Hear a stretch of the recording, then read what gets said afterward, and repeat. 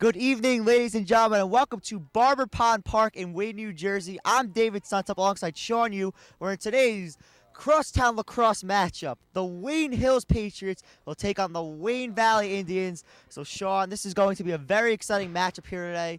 Both programs just got varsity lacrosse programs 2 years ago. They're really looking forward to this game. Before the season started, both teams marked this date off on their calendar, and now the game has finally arrived and it's time for the game. What should we expect tonight? You'll probably see a lot of seniors stepping up, like David Rogers, Kevin Coppola. This will be a very high-impact game, lots of goals. Yeah, there's definitely going to be a lot of goal scoring in this game. Both teams can really put the ball in the net. You have Dave Rogers, Corey Rosenblum, Dave Caparasso, the sophomore Kyle Hamburg, who just had a fantastic season, Mike Calicurcio. And also on the Wayne Valley side, you have Kyle Hayes and Bobby Bishop, the stars on this team who also played football. You have Dan Eisenberg, Chris Cavallo. So there are a ton of players on this team with a lot of scoring abilities here. So it should be an interesting game. But it could come down to defense and goaltending later in the game, especially with defense. Yeah, like you said with the goaltending. The game just before the JV game, the score is 4-0. Good goaltending by both teams. Both teams are high-scoring teams. As Wayne Valley last game scored 10-11. Same with Hills, 10-11. So you'll expect to see double-digit numbers for this game. Wayne Hills is coming into this contest at 9-4, coached by Steve Jacobson, the new lacrosse coach. He has just been a fantastic coach this season. So, Sean, what do you think he's brought to this team that has made the difference from this year to last year? I mean, definitely a new attitude. They've been playing with a little confidence, a little cockiness. You know, as you could see right now, showing off, boasting a little. You know, as a record 9-4, very, very much better from last year. Wayne Valley comes into this contest at 6-8. They're coached by Dan Kilday, also the boys soccer coach and boys hockey coach. So Coach Kilday, very versatile, loves sports, loves hockey, loves lacrosse, loves soccer. He's just a fantastic coach and a fantastic man. As both teams stand in the face-off circle. This is actually the first lacrosse game I've ever been to live. But you have to be versatile if you're announcing. You have to be able to announce all sports. This is what announcing's about. Wouldn't you agree? Yeah, you know, lacrosse isn't really my sport to announce, but you know, you have to do a little of this, a little of that, to get a little better in announcing. And it's definitely a fantastic sport, very exciting, lots of scoring, lots of hitting, a very fast, up-tempo game. It's becoming the new hot game in the school, and especially in Wayne, New Jersey. A lot of kids are really starting to sign up and play lacrosse now that they have a PAL program, and now both high school teams have varsity programs. Yeah, I believe lacrosse started in the middle of the country around like Dakota, Tennessee, around there. Now moving to the east and west coast. So it's a very good sport, you know, hard hitting, which I like to see. So we're just about to get underway here at Barber Pond Park in Wayne, New Jersey. This morning, it was raining pretty hard. We weren't sure if we were going to get this game in, but now it's cleared up. It's still a little cloudy. It's windy. It's cool. And we're ready to get started here at Barber Pond Park as the Wayne Hills Patriots and the Wayne Valley Indians are ready to play. Dennis Drujalis for Wayne Hills and Bobby Bishop for Wayne Valley are ready to take the face-off. If you're just new to learning the game of lacrosse like I am, both players must get down on the ground with their sticks as the ref will drop the ball. Their covers of the sticks have to be completely on the ground, and they'll go after the ball. So this is a very interesting part of the game here. Now watch for a fast start by the Wayne Hills offense, trying to push into the Wayne Valley defense, shoot a lot of goals and stuff, just to get their goalie warmed up, you know. Look for Dave Rogers to have a big game tonight. He is so clutch for this Wayne Hills team, whether it's hockey or lacrosse. He is just clutch. He knows how to play. Great team leader. He scores a ton of goals. He just does it all for this Wayne Hills team. Yeah, he's an all-around player. Very good. I believe he's an attacker right now, and he's just great player. And we are underway here as Bishop loses the ball. Picked up by Wayne Valley, number 21, Jeremy Haria. Haria fires a shot. Saved by Coppola. Picked up by Wayne Valley. Haria runs around. Haria passes it out to number 25, Joe Coretti. Valley behind the net. Hayes passes it across to Bishop. Bishop tries to make a move. Passes it in. Shot fired by Eric Niddle, and it goes behind the goal line. Now, just the opposite happened as what I said before. Wayne Valley actually pushing it forward, pressing against the offense, pushing into the box. Wayne Valley close to scoring a goal. As the ball is picked up by Wayne Hills. As Wayne Hills tries to clear. Ball is hit up by number 6 of Wayne Valley, Brett Silverstein. Ball is picked up by number 6, Dennis Georgianos. Georgianos up the field.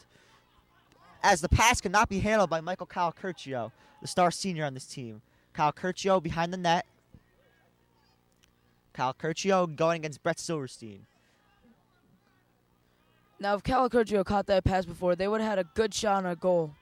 Georgianos try to set things up for the Patriots. Georgianos cradling.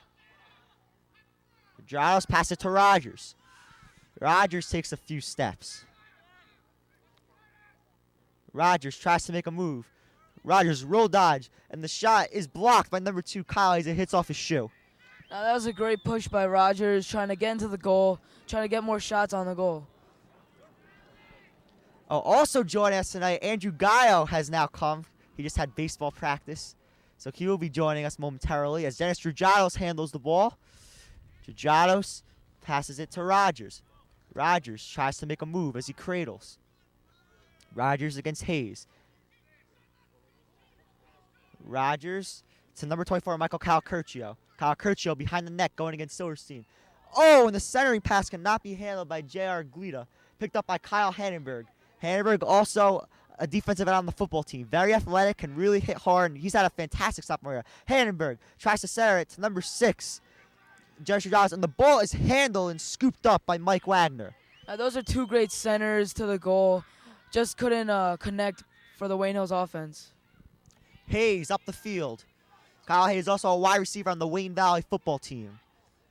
Hayes going through the Wayne Hills defense, fires a shot, and it's just wide of the goal. That was a wonderful drive by Hayes, passing through all of Wayne Hills defense, just missing on that shot. Good evening, everyone. How is everyone doing tonight, David? I'm just doing stupendous, Andrew. How are you doing? A little tired, baseball practice was tiring, but now we're here to see lacrosse on this nice artificial surface here at Barber Pond in Wayne, New Jersey. I'm psyched. Yeah, I'm psyched too. Definitely a beautiful facility. Great job by the town of Wayne to get this facility created. Wayne Valley passes across the field. Jeremy Haria going behind the net against number 22, Eric Belgard. Haria back to Bishop. Bishop can't handle the pass. Bishop regains control. Bishop against Rogers. Bishop was a fantastic wide receiver on the Wayne Valley football team that won the Northern Hills Conference, but lost to Parsippany Hills in the state sectional semifinal. As Hayes is getting double teamed. Good defense by Wayne Hills. Hayes to Larry Martin as Larry Martin picks up the ball around the 25-yard line. Martin to Bishop. Bishop fires a shot. Good defense by Wayne Hills to hit his stick as the ball goes wide of the net. And David, that is something that new head coach Steve Jacobson has really stressed here, and he's done a great job at it in the early going, turning the program around, and not only that, but the defense and the offense is really gelling together as a team. As Kevin Capola, the goaltender for the Wayne Hills Patriots, makes a save on Bobby Bishop's hard shot. Wayne Hills up the field. Number 5, Matt Diglio, the junior. Diglio passes it down the field. As the ref, I'm not sure what the call is. The ref's going to call an unsportsmanlike penalty. Is that what you guys heard? I believe so. Yes, that is the call, unsportsmanlike conduct. It is on Wayne Hills. Well, actually, I was just kidding. It's on Wayne Valley. Have it to the best of us, Andrew. Georgianos trying to set the Patriots offense up. Georgianos to Rogers. Rogers down to Rosenblum, the fantastic junior who's one of the top scorers on this team. Rosenblum behind the net. Just a fantastic athlete. Rosenblum out to Calcurcio. Calcurcio pass it to Georgianos. Georgianos looking for someone to pass it to. Wayne Hills has already had 2 great centering attempts, but they couldn't convert.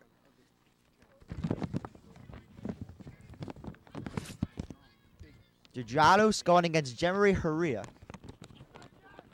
Wayne Hills lost their last game against Northern Highlands, so they really want to come out and win this game. Especially, 1, it's against Wayne Valley, and 2, they're coming off a loss, so they're very motivated for this game. Well, they also started off 7-0, so they've kind of been in a tough stretch lately. But you can blame that on the schedule too. Rogers passes behind the goal. Calcurcio. As the ball goes in front of the net, and it's taken by Wayne Valley, number 17, Dan Carrillo. I think they're going to call a push. Yes, they call a push on Wayne Valley. And Wayne Valley is coming off a win against West Orange, 10-5. Jeremy Haria had 3 goals, and then Kyle Hayes, and Bobby Bishop scored and had 2 assists in this game. And then Daniel Eisenberg, the super sophomore for the Wayne Valley Indians, also scored a goal. Rogers moving in, fires a shot, and it goes wide of the goal. I think the weather's going to be a factor in this game, especially with the sleet conditions on the field. It's been raining for the past couple days, and the field conditions for the ground surface, at least, it could be a little slippery. Yeah, weather is always a factor, but the ground is not going to be as much of a factor because, remember, we're playing on field turf. It's not, the grass would definitely be wet, but the field turf can absorb the rain a little better than grass. Well, you also have to remember, if the ball's bouncing on the ground for a while, has a shot there. Oh, goes and a left. good chance for Reyes to score as Dave Caparasso's shot just missed the net. No, So- sorry, Dave. But as I was saying, no, I know. Yes, this field turf, it does absorb the rain pretty well. But now it'll affect the ball bouncing a little bit. Also, Yeah. lightning too. Definitely true, Andrew. Bishop down the field. Bishop passes it off. Valley fires a shot, and they score! Number 9, Chris Cavallo, puts the first ball in the net in the game, and Wayne Valley takes a 1-0 lead. And that was just good teamwork there by Valley, finding the open man. Just unfortunate for Wayne Hills that they could not shift back there in time on defense. Big run by Valley, capitalized on the goal, 1-0, the Indians. Back on May the 4th against Pope John, Wayne Valley lost 12-11, but Chris Cavallo had 4 goals and 2 assists, just a monster game. So he's looking to duplicate that performance tonight, and he's off to a good start. About that last goal for Valley, very quick offense. The goalie couldn't react to the nice cut pass they did. Wayne Valley just marched down the field after the turnover by Wayne Hills. And I'm sure Coach Jacobson is not happy with that possession. He really wants his team to clear him up on defense, not allow those chances. Bishop made a great pass. He had Cavallo in the corner, and Cavallo just fired a shot right on the ground that went past goalie Kevin Coppola.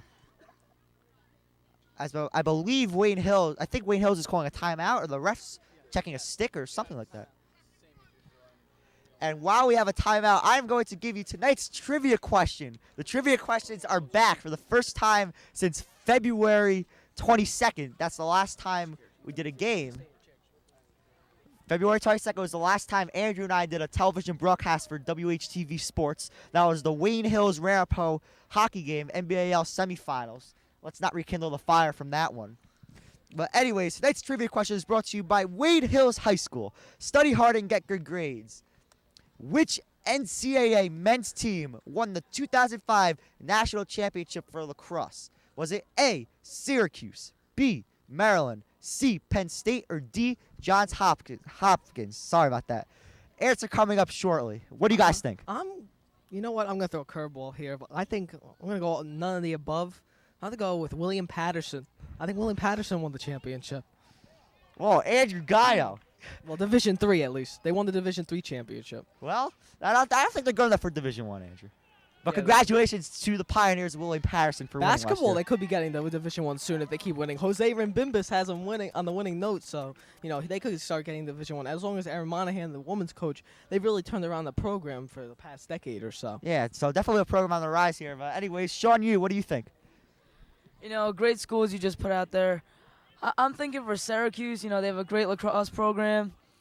And they're just, the other schools, they are great lacrosse programs, but I don't think they have the potential of Syracuse. Yeah, Penn State will be adding a monster of a player next year because they signed Chris Hogan, the Ramapo wide receiver star for the Ramapo football team, to play lacrosse for them next year. So Chris Hogan will be joining that team, one of the top lacrosse players in the state.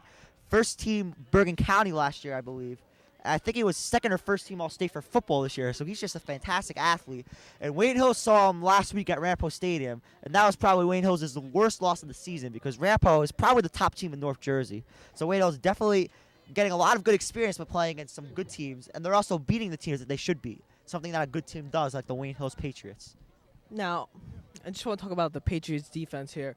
A player that's gone unnoticed, you don't see his name in the paper all the time, sophomore Joshua Klein. I've known the man for a while now. He's got the heart of a lion. He goes out there every single time out practicing. He practices like he plays in the game, and he just goes out there. Every time he steps on the field, he forgets everything that's gone, and he focuses 2 hours on lacrosse. And he's a hard worker, and he's going to show it in this game. Watch number 35. Well, I totally agree with you. As there's Josh Klein next to Daniel Eisenberg. I talked to Josh Klein before the game, and he was psyched for this game. He's really motivated. He just loves lacrosse. It's his passion. He eats, sleeps, and breathes lacrosse. It's just the kind of player he is. And he works really hard there on defense, and he's been one of the big reasons why this defense has been so good this year. And he was totally ready for this game. I asked him before the game, I'm like, Josh, are you ready? He's like, oh, I'm definitely ready, David. And he's excited. Anyway, back to the action. Kyle Curcio behind the goal. If you're just joining us, we're at Barber Pond Park, Wayne Hills, Wayne Valley Lacrosse. Ooh, as Kyle Curcio takes a huge hit from Jeremy Herria. Hannenberg fires a shot, and it bounces just over the goal, out of play. That was a good look there for Kyle Hannenberg. There's another sophomore on this team. This Coach Jacobson really has, a nice mix of players here, and he's a tough coach. But you know what? Tough coaches make good programs. At least some of them, as we know here at Wayne Hills. Coach Olson, tough coach, but look what he's done. Oh, the players love Coach Jacobson here. He really motivates them. He really knows how to play. He teaches the kids. As Rogers fires a shot, and it is saved by Wagner. Mike Wagner, the goalie for Wayne Valley. He's not related to Billy Wagner, even though that wouldn't be a bad thing because Billy Wagner's a great player. But back to the action. As I'm not sure, as Josh Klein intercepted that pass, I'm not sure what the call was on that one. Any idea, Andrew? I don't think he's allowed to pass that midline, Dave. Yeah. Actually, I was talking to Mayor Scott Romana before the game, and the rule with that is if the defense wants, you have to have 4 defensemen in the defensive zone at all times and 3 attackers in the offensive zone at all times. So Josh is not allowed to pass that line. Or any other player, not or any other particularly Josh. defenseman. As Wayne Valley starts, as Herria fires a shot, stopped by Coppola. Ball behind the net. Herria tries to put it on Coppola, and he's denied by Wayne Hills. Dangerous play there by Wayne Hills as Herria just intercepted the pass. Shot blocked. Hayes fires a shot just wide of the goal and out of play. And again, both teams are getting the looks that they want, David, because quite frankly, if you want to win in lacrosse, you're going to have to get good looks, and sometimes you're going to capitalize, but this is going to be a game of 2 defensive-minded teams. Another shot saved by Coppola as Wayne Hills takes over. As Wayne Valley tries to regain possession as the ball is picked up by Kyle Hayes. Hayes brings it up. Hayes tries to make a move. Hayes, as the ref just flew a flag, as number 11 for Wayne Valley, Bobby Bishop, just scores the second Wayne Valley goal of the game. And the ref does signal goal, but the ref did throw a flag on the field. Not sure what's going on here. Could be overturned. I think it could be. If it's on Wayne Hills, I think it gets overturned. David, since when did they throw the flags in lacrosse? Or am I just, I don't know. I mean, well, they do call penalties. David, you played a couple of years. You should know No, this. I never played lacrosse. It's been tennis, baseball, and basketball for me. I used to play baseball here with you back in the day. And I'm rekindling the fire from Bruce Alfott's team. Yeah. David, we've had some good games in your backyard. Some great players. Tim Shaw, Mike Perro, Phil Reed, Mike McHugh. Dynasty teams. Yeah, we won so many games on that team. We had such a great team. 2002 team, when we were 12, we won, though. Remember, we got the championship game. I mean, 2004, we were just unstoppable. Me and you were injured. That's why we lost that championship game in 2002. I had the collarbone, you had the facial. Let's not rekindle the fire from that one. Yeah. 2004, that was a great year, wasn't it, Andrew? It was a good year. It was a good year. Actually, no, it was not. The Yankees did not do too well that year. I don't really want to think about 2004. How about Hideki Matsui getting hurt? Let's focus on lacrosse. Lacrosse. We're back to lacrosse. This is what counts. As the ref blows the whistle, as Wayne Hills will gain possession of the ball. Rogers takes it up. Rogers going against Herria. Herria gives Rogers a bump. Herria playing aggressive defense on Rogers. Rogers behind the net, looking to create a scoring opportunity. Rogers going against Bishop. Rogers passes it off. Drujados. Passes it to Caparoso. Caparoso going against Silverstein as the ref blows the whistle. They call a timeout on Wayne Hills as Coach Jacobson does not like the offensive sets his team is running. I think he also wants to. He finds this possession very important. It's critical because if they want to get, onto the scoreboard, build some momentum, and this is a good timeout by Coach Jacobson. How many does he have left, David? I'm not sure what the rule is for timeouts in lacrosse. I don't know. I would guess maybe 3 or 4 half. That is just an educated guess here. Yeah, that's a good educated guess. How long is each quarter, David? 12 minutes. 12 minutes for my varsity. goodness. 8 minutes for JV. Thanks to great friend and junior varsity / varsity player Matt Weinstein. Okay, now I'm going to give you the answer to tonight's trivia question, which was brought to you by Wade Hills High School. Study hard and get good grades. Which NCAA men's team won the 2005 national championship for men's lacrosse? Actually, I already said men's. Sorry about that. The choices were A, Syracuse, B, Maryland, C, Penn State, or D, Johns Hopkins. If you said D, Johns Hopkins, you are correct. And Andrew, you didn't even pick a choice on the paper. And Sean, I'm sorry, but maybe next time you'll have better luck. I tried going for a guess since I'm not a big lacrosse fan, but I believe Johns Hopkins is a very good lacrosse school. Yeah, definitely a huge rivalry between them, Syracuse, Maryland. Maryland and Johns Hopkins have a huge in-state rivalry, I'm sure. Oh, and just for the public to know, all Duke lacrosse players convicted of their crimes are innocent. Duke players are taught better, and they did not convict the crime. That is just my personal opinion. Well, the legal system will play itself out, and other than that, we can't comment on that right now. But anyway, back to the action here. We have a great game here. If you're just joining us, Wayne Valley is beating Wayne Hills 2-0 here at Barbour Pond Park. A capacity crowd here in the stands for both Wayne Hills and Wayne Valley. As Rogers goes against Haria. Wayne Hills fresh off a timeout. Rogers looking for him to maneuver. Rogers fires a shot. Saved by Wagner. Good opportunity there by Dave Rogers. He just couldn't capitalize. Good save there by Wagner, who was ready for Rogers. David, these two, they play in the same division, correct? For lacrosse? Yes. Actually, this year, you bring me to another great point, Andrew. They just created a North Bergen Interscholastic League lacrosse league. So now they have an NBAL for lacrosse. So Wayne Hills, Ramapo, Ultapan, Demarest, Fairlawn all have teams. Passac Valley has a team. Northern Highlands, Indian Hills. I'm not sure about Ramsey. No, Ramsey. I don't think Ramsey does. I don't think Mawa does. So they have an NBAL. I think it may just be one division. It has to be because Pascack Hills doesn't have a team. Nah. Good amount of teams that still do not. Ultapan doesn't have a team. Yes, they do. Oh, actually. they do have a team. Yes, They their do? team is not very good though. Yeah. Well, I think it's a second-year program, right? Yeah. Yeah. I don't think their team's that good. I think Demarest has a decent team. Fairlawn has a very good team. Wayne Hills lost them at Fairlawn Stadium a few weeks back. One of the 4 losses they have. They lost to Fairlawn, Northern Highlands once. As Wayne Valley fires a shot and scores, number 15, Eric Niddle, as Wayne Valley takes a 3-0 lead. That was a nice shot by Niddle, who just got it by Kevin Coppola. Wayne Hills, they have to put more pressure on this Wayne Valley attack, and they have to force him to take tougher shots. I mean, the first 2 shots were scored close in by the goal. This shot was scored far away. You have to obstruct the Wayne Valley players' shot lanes, I guess you could say, Andrew. Oh, David, they have to step it up on defense, not only offense. I mean, defense is going to win you games. I mean, come on. I mean, these people over here, they got to step it up on defense. I mean, you got to step up. I think I said that enough, David. And they know they have to step up, too. They know this is a big game. They're coming off a loss, and this is a rivalry game. Both teams have wanted to play this game for a year. I mean, this is for the Mayor's Cup. Each team wants to be the best in this town. As Dave Rogers just takes a huge hit from Daniel Eisenberg and Jeremy Haria. They got to get a little more aggressive, too. I mean, Valley's pushing them around. They got to step up. As the ref throws a flag.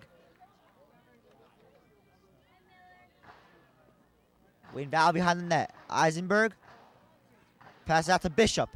Bishop fires a shot. It's just wide on the net, I believe. The ref was obstructing my view, so I couldn't see the shot. Yes, it was wide. It was wide left, David. back to your point about Wayne Hill's losses, I think it was Rampo, Fairlawn, Northern Highlands, and then they lost to Indian Hills. Those are their 4 losses. They lost That was in 11-10 overtime. That was a crushing loss back on April 27th. That was the first loss. Yeah. Well, they've lost 2 games on field turf already this year. Yeah, they started off the season 7-0, so they have if they want to get back on track, they should start. This is a perfect opportunity. But after that loss in overtime, they rebounded by beating DePaul Catholic, actually, on the AstroTurf at DePaul. So there's a 1 victory for them. When was that DePaul game, Andrew? That was the game after they lost to overtime to Indian Hills. Oh, yeah, I remember that. So they have won on field turf before. Yeah, but they're 0-2 in night games, I believe. They lost to Rampo and Indian Hills. As number 19 for Wayne Hills, J.R. Glita just got decked by a Wayne Valley player. This game is really getting intense and really getting physical here. Oh, yes, it is, David. I mean, obviously, these are crosstown rivals. For years, they've played in the same division. Now, finally, they've gotten split up due to the new division. So, yeah, of course, and the kids know each other, so there's going to be a little pushing each other. And Wayne Valley also played DePaul, and they beat them back on April 19th. Bobby Bobby Bishop, really, the best of programs. Yeah, Bobby Bishop and Kyle Hayes each had 4 goals in that game. So they just had a field day in that one. They won 11-6.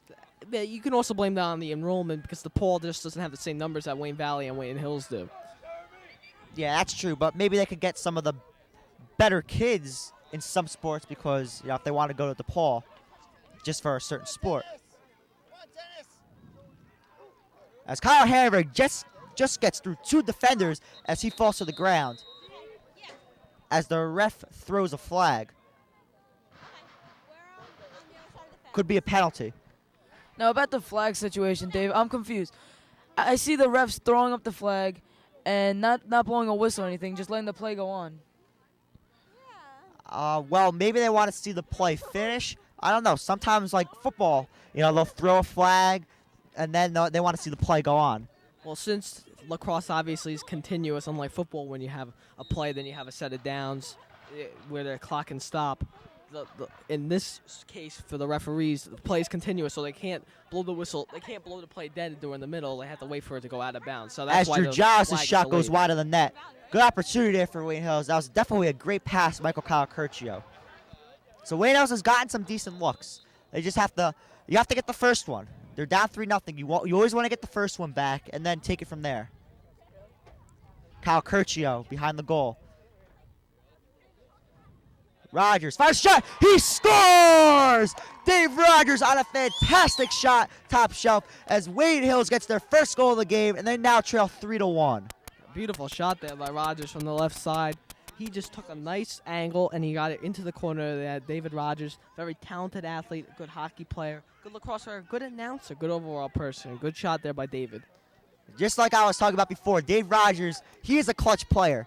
He comes to play in the big games, and he got this Wayne Hills team on the board right now. Now I'm sure they have a lot more confidence. Also, great plays by Corey Rosenblum and Michael Calacurcio to get Rogers the ball and give him a great shot opportunity.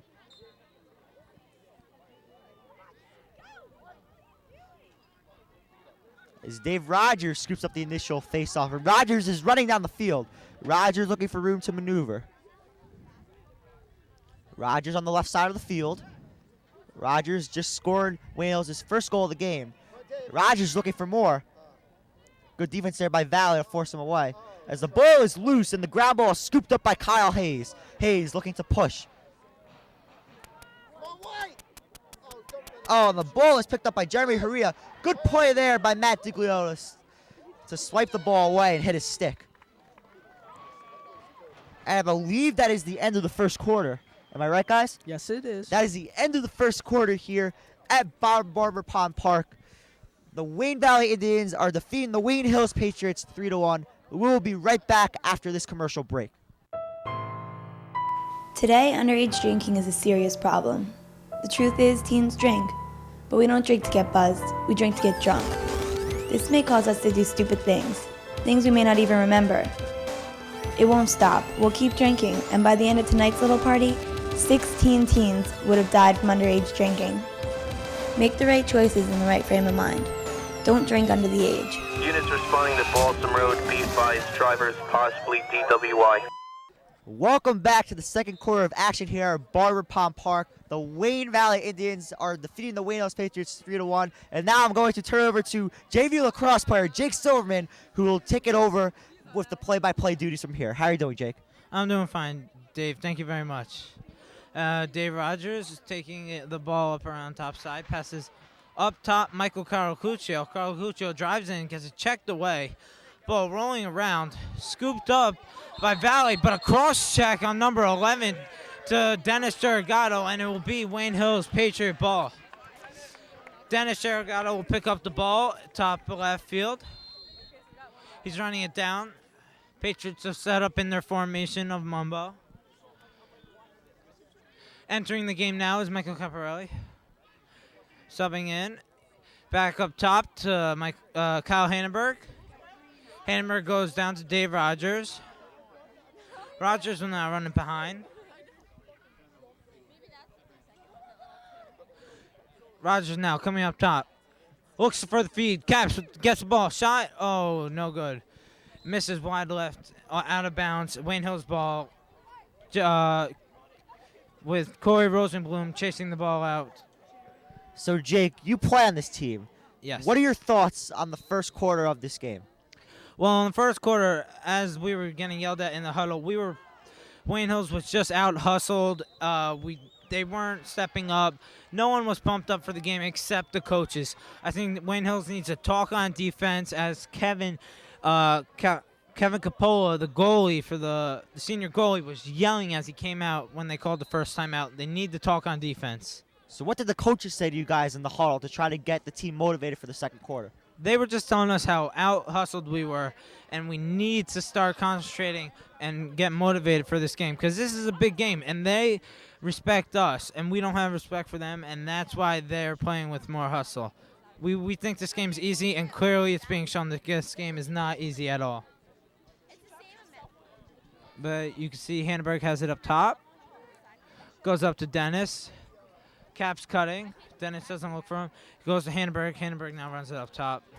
Reverses it back to Dennis. Dennis sees Dave Rogers. Rogers is the main goal scorer on this Hills team. Yeah, him, Corey Rosenblum, Dennis Rajados, Mike Colacurcio definitely have done a great job this year. Yeah.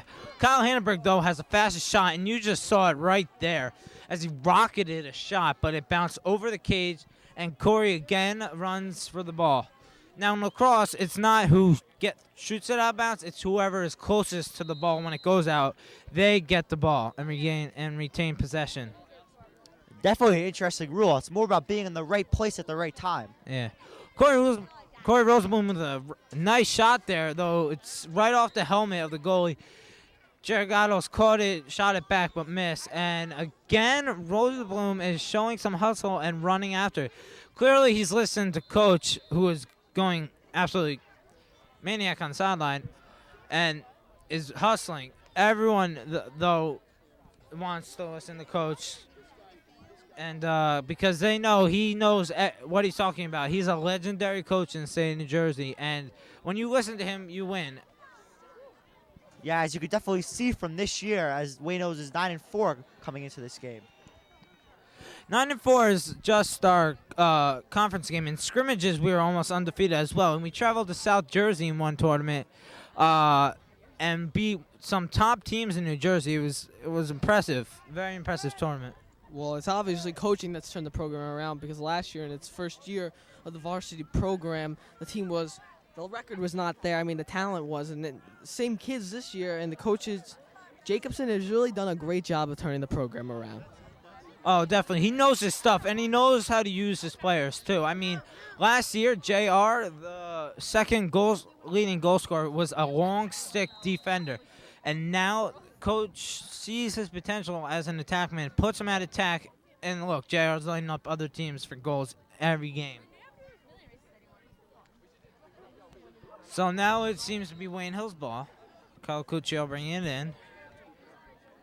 Running it behind to X. X is right behind the goal. That's what they call it on the field. Passes up front. Oh, Rosenblum misses the pass. Ball running out of bounds. Oh, Derrigatos with a nice hustle. But it goes out of bounds. And in that case, since it's not a shot, it is Valley ball.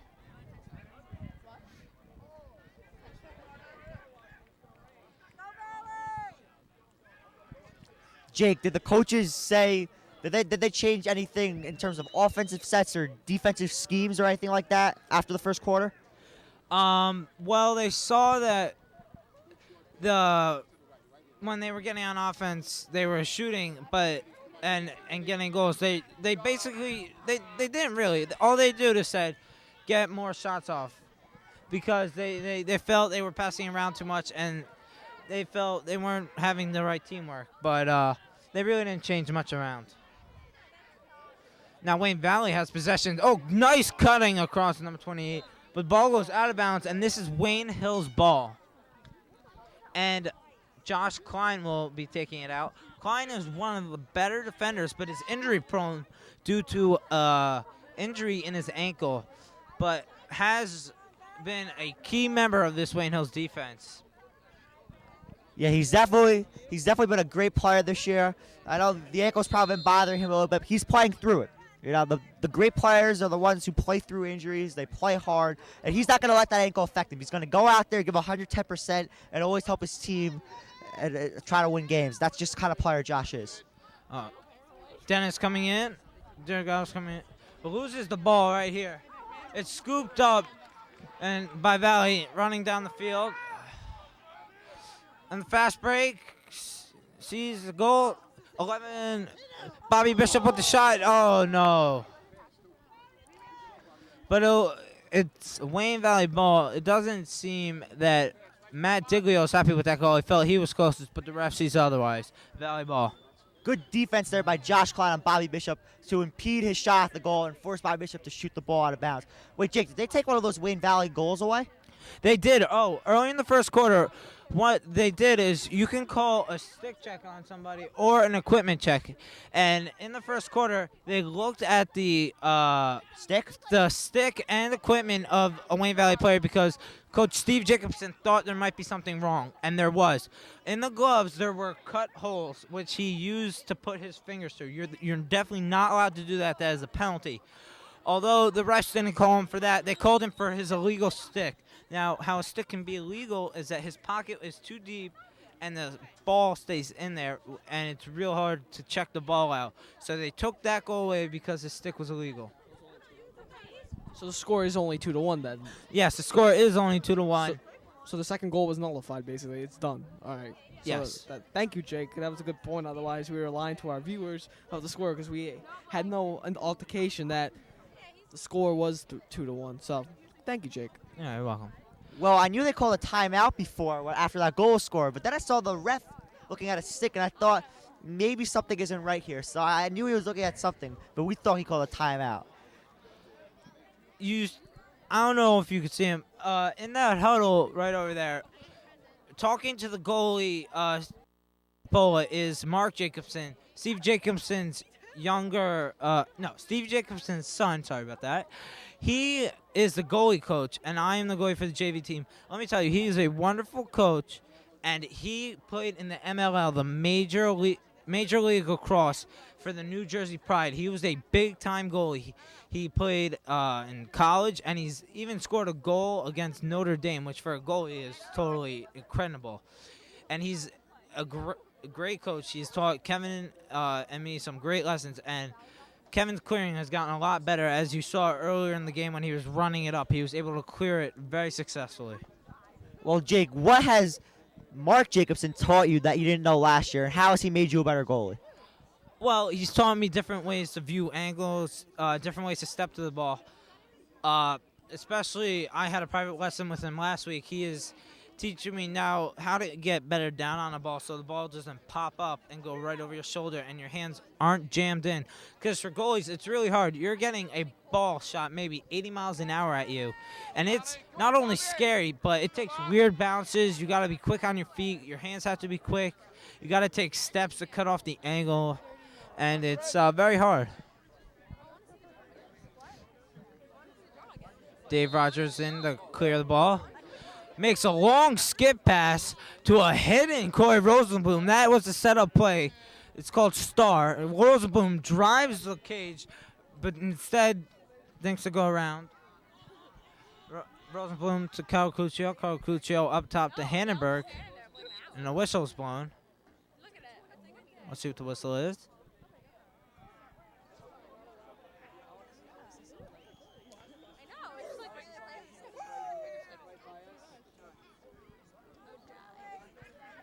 I don't know what the whistle is, but Jake, I have another question.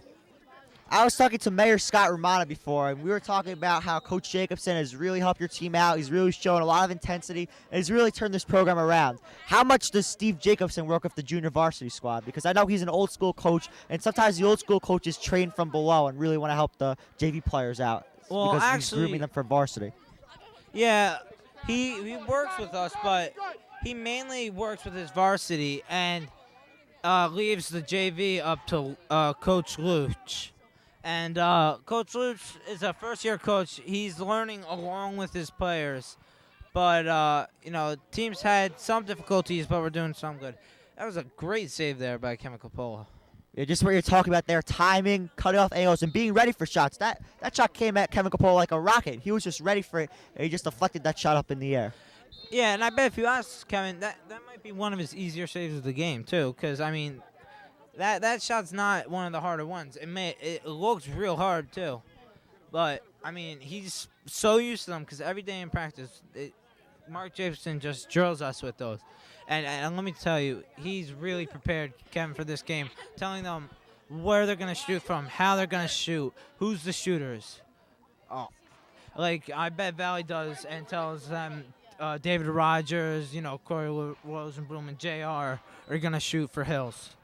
Well, obviously the coaches know who are the big players for Valley by reading possibly the Bergen Record or the Herald News. They know Bobby Bishop. They know Kyle Hayes. So they definitely know some of the players on this team. But do you have coaches that go to see other lacrosse games to scout players for future games? Let me tell you that Steve Jacobson is one of the best I've ever met at scouting. Every day, he lives in Brick, and he drives 2 hours up to Wayne Hills. Then he scouts afterwards. So he is really dedicated to Wayne Hills lacrosse and this sport. He scouts every game, and he even scouts teams that we don't play just to see maybe other ways. And right there, a rocket shot by Kyle Handenberg slips in behind the goalie, Mike Wagner. Great shot by Handenberg. It's almost perfect because it goes right to the ground. Very hard for a goalie stop. Excellent point there. That was a great shot there by Handenberg, right? Basically, placement's a key, I guess, in lacrosse, because if you're going to shoot it right at the goalie, he's obviously going to save it. And as you said, this ball's traveling at least 80 miles an hour at different directions. And that was a perfect placement shot by Kyle Handenberg. Great job. One of the best places to shoot at a goalie is right at his feet because it's hard, especially on Mike Wagner. He's a tall guy, make no mistake about it, and it's very hard for him to get down. So that was a perfect shot by Kyle Handenberg. Definitely a fantastic shot by Kyle Handenberg. Picture perfect, very fast, and he's been a huge part of this Wayne Hill success this year. Super sophomore, he scored a lot of goals, a lot of assists. He plays with so much intensity. I've never seen anyone as fired up for a game as Kyle Handenberg with the energy that he plays. Speaking about intensity, right there, he scoops up the ground ball, leads the charge down the field. Although the pass wasn't completed, but that was great right there. Oh, then sets a pick for JR. And JR gives it to Dave Rogers, who now looking to set up the offense and see what they can do with it. Down behind the goal, Mike Carluccio reverses it. Corey Rosenblum, Dave Rogers, Corey Rosenblum. Rogers, he's looking to come up. Sees Handenberg up top, rocket shot again, but the stick gets checked and the ball goes high. Out of bounds, but it will remain Wayne Hill's ball. Good player by Wayne Valley to hit the stick of Kyle Handenberg. I'm sure that definitely altered his shot. Dan Coviello was right in there on the play to hit Kyle Handenberg's stick. So now Wayne Hills, who was down 2-0 in this game, they're right back in this thing at 2-2. Definitely a whole new game. Oh, without a doubt. David, I just realized, I knew this fact before, but Dan Kilday is the coach of the Wayne Valley Indians. That man and me go way back. Fast Feet Soccer Camp, doing multiple activities. And we talked about him during the hockey season. He's just a great man, very versatile, coaches 3 varsity squads. He is just a class act if you talk about gentlemen. Yeah, before you arrived at the stadium, Andrew, I was talking about that with Sean. Coach Kilday, he's versatile. It's about versatility in this world. He does a lot of things very well, and he's liked by a lot of people on the Wayne Valley campus.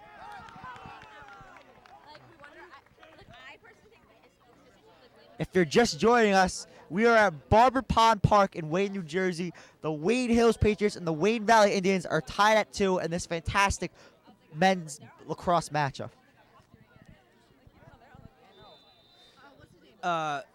Kevin Capola gets the ball. You'll now get the chance to see what coaches have been working on for weeks. Capola gives it to the long stick defender, Matt Diglio. Diglio running up speed, running up field, and there has to be a midi back because there always has to be at least 3 defenders. So when a man with a long stick, a defender, comes up field, you will see a midfielder stay back with their stick up saying midi back. Oh, loose ball. A nice goose there by Josh Klein. And nice scoop by Mike Caracuccio. Oh, it seems to be a 20-second call. You have 20 seconds to get it from box to box. It's like a 10-second rule in basketball, but a little different. Oh, Mike Belgard gets burned there after he tries to come in with the hammer of the slash. But the shot goes wide, but it remains valuable. Amazing shot there. Got stuck in the fence.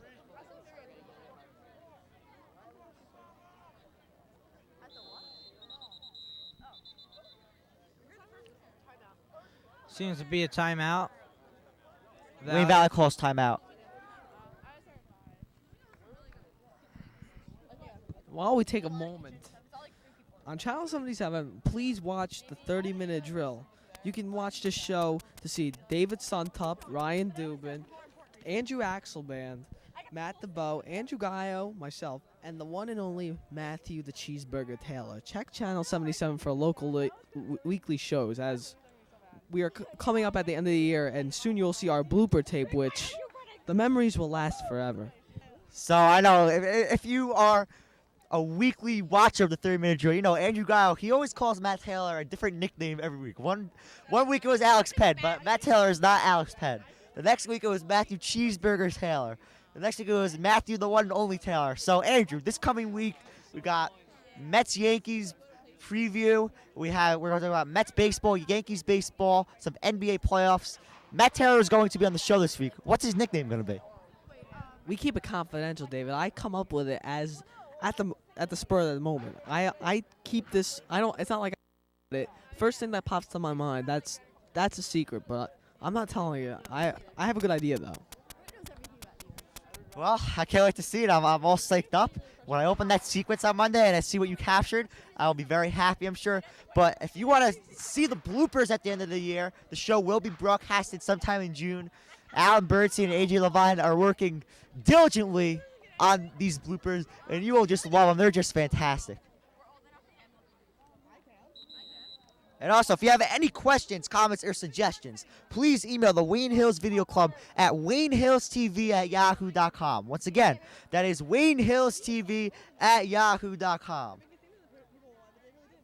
And after this telecast, we will be broadcasting the girls lacrosse game as Wayne Hills takes on Wayne Valley.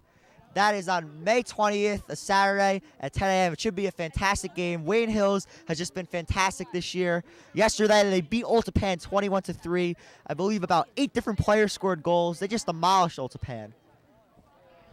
Ultapan, speaking about Ultapan, Wayne Hills boys lacrosse faces Ultapan next, too.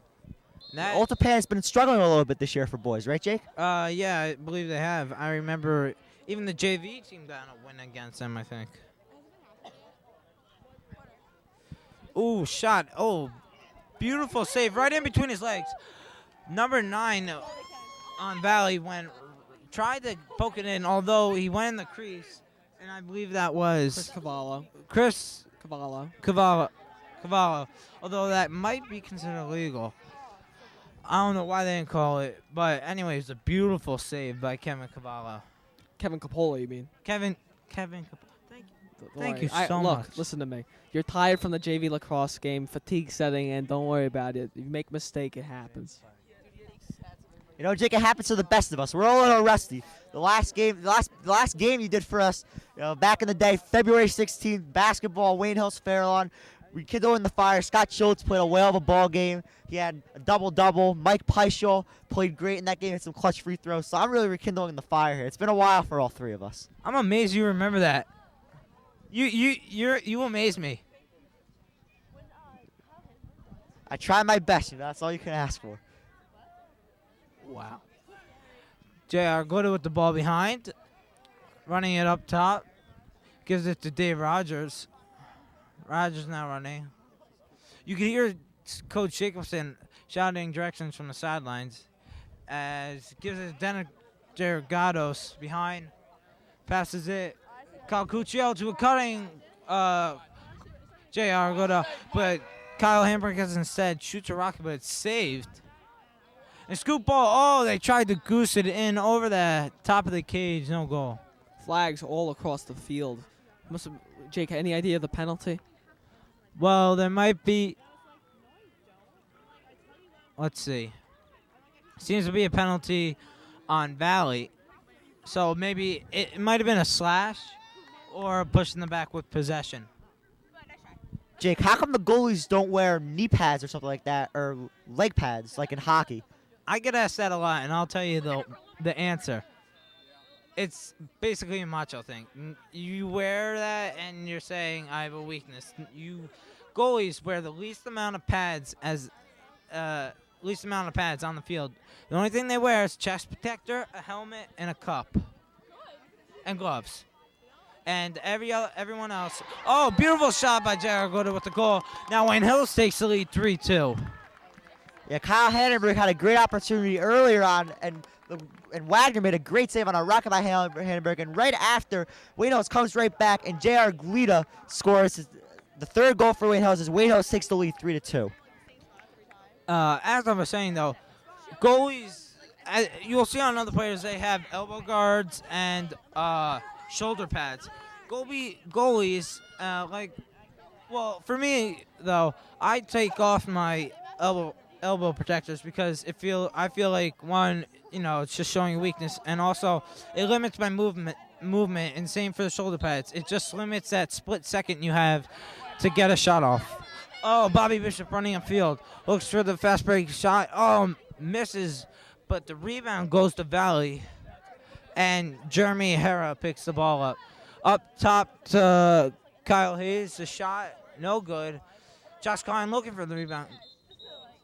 And they goose it all the way upfield, but there's a whistle. Time for your priority score report here, brought to you by Wayne Hills High School. Study hard and get good grades as the final exams are coming up towards the end of the school year. The Wayne Hills baseball team has defeated the Pascack Valley Indians. I am not sure the final score, but when I was there, the last time I checked, they were winning 7-0 in the 6th inning. John Ine was pitching a very nice ball game. Pascack Valley really was not in control of the game, but that is your priority score report. Well, they got to save it for tomorrow. They're playing Pompton Lakes, the first round of the Passaic County tournament. Wayne Hills is the 7th seed in that tournament. Rogers shoots a missile downfield, but it's over the head of Dennis Sergato. So, Jake, it really looks like Coach Jacobson's words of wisdom are really paying off as Wayne Hills has really come out with a lot of fire and intensity in the second quarter. Definitely. I mean, when Coach Jacobson speaks in practice, it's just there's something about him. Everyone listens.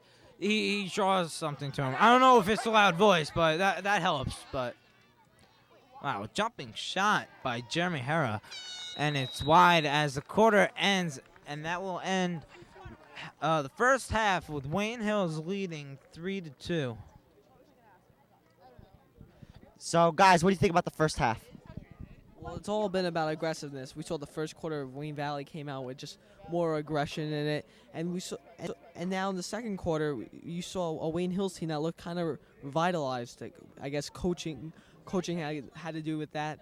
Words of wisdom from Coach Jacobson, giving them more insight. And you know what? It's a tale of two halves, so we'll see what happens in the second half of action. Well, I thought in the beginning Wayne Valley really had a lot of fire and intensity, and they came out.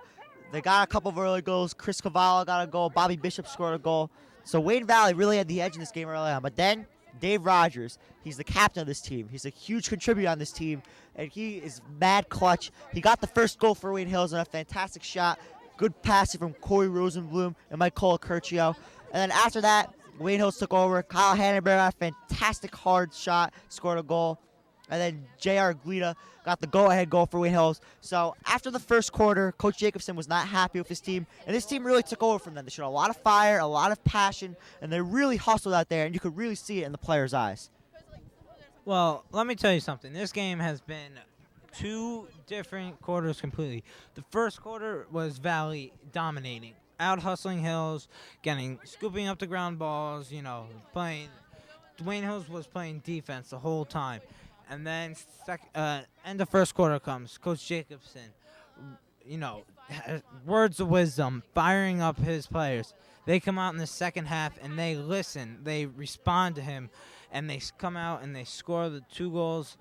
And as you could see, now they're winning 3-2. They then out hustled Valley, playing much harder. Corey Rosenblum.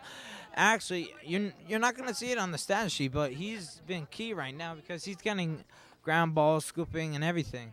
And JR and Hannenberg definitely shooting the ball fast, great placement, nice shots. And you'll see them in this stat box with a 3-2 score. Yeah, thanks very much, guys. That is it for the first half of action here at Barber Pond Park.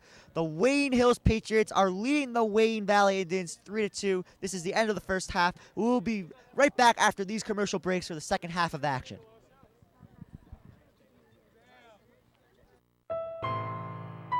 Today, underage drinking is a serious problem. The truth is, teens drink. But we don't drink to get buzzed, we drink to get drunk. This may cause us to do stupid things we may not even remember. It won't stop. We'll keep drinking, and by the end of tonight's little party, 16 teens would have died from underage drinking. Make the right choices in the right frame of mind. Don't drink under the age. Units responding to Balsam Road, be advised, drivers possibly DWI. Welcome back to Barber Pond Park here in Wayne, New Jersey, as the Wayne Hills Patriots are leading the Wayne Valley Indians in this fantastic boys lacrosse matchup 3-2. Now I am joined by the mayor of Wayne, New Jersey, Mayor Scott Romana. So Mayor Romana, what are your thoughts on the game so far? Oh, Dave, it's a great game. I have to tell you, I'm really, really proud of both teams. I'm proud of watching so many of these guys that I coached the last few years through the PAL program, and it's just a wonderful night. It's great actually to see so many families out here, parents and friends of the players coming out to a lacrosse game in Wayne Township. Lacrosse has been in my life for the better part of my life, and to watch my own hometown now have lacrosse in it and starting to become a booming program here, and nothing makes me happier. So last year was the first year both Wayne Valley and Wayne Hills had lacrosse programs. When you decided to pass the deal to have a lacrosse program for both teams, were you thinking about this day when both teams would play here at Barber Pond Park and you would have a capacity crowd here? Well, we certainly thought about this day when we're going to have a varsity program and watch that develop. I can tell you that after getting our turf field put in and knowing that this night has been coming for the last couple of months, I have been dying to be out here to watch this tonight, and it's wonderful. I mean, the fact that the weather is held out, and we have a fantastic game. I mean, the contest is just awesome. It's very evenly matched. The players are playing their hearts out, but they're playing a fair and clean game. Yeah. And I don't think there's anything more that you can ask for. So you played lacrosse when you were growing up as a kid in Wayne, New Jersey. You're a big lacrosse fan. You really love the game. What has changed now, today, the way lacrosse is played, from back when you played when you were a little kid? Well, I think the equipment has actually gotten a lot better, and I think that's raised the level of the game. The shots are harder, the passes can be a little bit harder because the equipment's better. The helmets alone.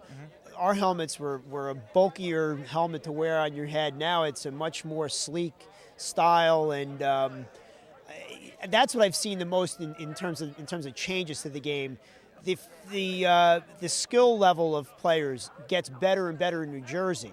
I can tell you that when I was in high school, I graduated in 1983 from high school, and back in my era, we had great players. We had a lot of kids go on to play at very good schools, but the level of play has gotten so much better since that time to today in 2006, so that the competition level that our younger players in Wayne Township are now playing against out there, it's tough, but they have really risen to the occasion.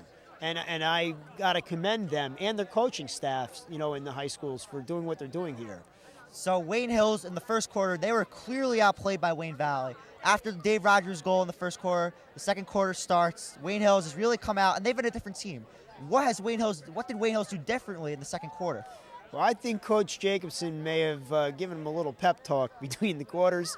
That is something that you find in a great coach. He's going to come out there and make sure that he gets the team reorganized, gets them back out there and feeling good about their play. They are clearly playing with a high level of intensity, in the second quarter, and I'm sure we've got great things to see in the second half. Yeah, also, Mayor Romano, this is the first time these teams are playing this year and the only time. Do you envision seeing an annual matchup between Wayne Hills and Wayne Valley every year on a Friday night at Barbour Pond Park? If I can have anything to do about it, yes. I think it'd be a great thing, and one of the parents said to me earlier that we should have a Mayor's Cup for this. I said if the parents get behind that and the school board gets behind that, I'm very open to that idea too. Yeah, it was definitely great in Hockenway, the Mayor's Cup, but we're going to have to send it back upstairs for the second half of action. Mayor Scott Romano, thank you very much for joining us. It's always a pleasure and definitely an honor. David, thank you. Thank you very much. Okay. Enjoy the second half. Thank you. Today, underage drinking is a serious problem. The truth is, teens drink. But we don't drink to get buzzed, we drink to get drunk. This may cause us to do stupid things we may not even remember. It won't stop, we'll keep drinking, and by the end of tonight's little party, 16 teens would have died from underage drinking. Make the right choices in the right frame of mind. Don't drink under the age. Units responding to Balsam Road, be advised, drivers possibly DWI. Back to the second half of action. The Wayne Hills Patriots are defeating the Wayne Valley Indians 3-2 as Dave Rogers brings the ball up the field.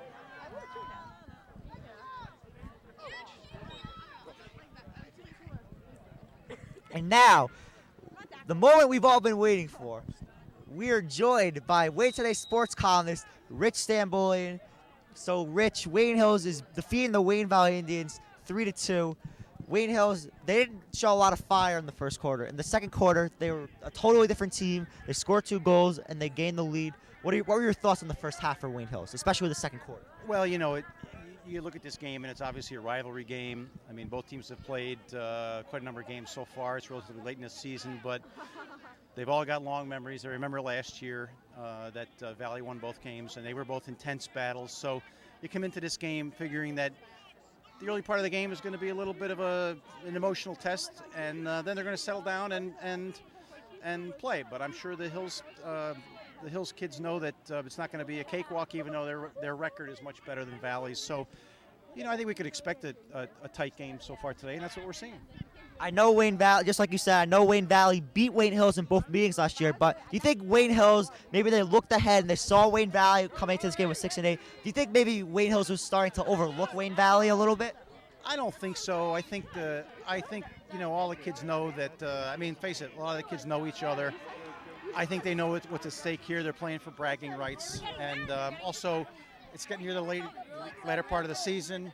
Hills has the state playoffs coming up, and they want to be playing at the top of their game. So they're not going to look past anybody at this point. So Wayne Hills, Steve Jacobson, he's a new coach here for Wayne Hills. How much of a difference do you think he's made, and what has he taught these kids about the game that they didn't know last year? That's tough to say. I have a lot of respect for Chris Wigley. I know he was very well liked, and he really started the program.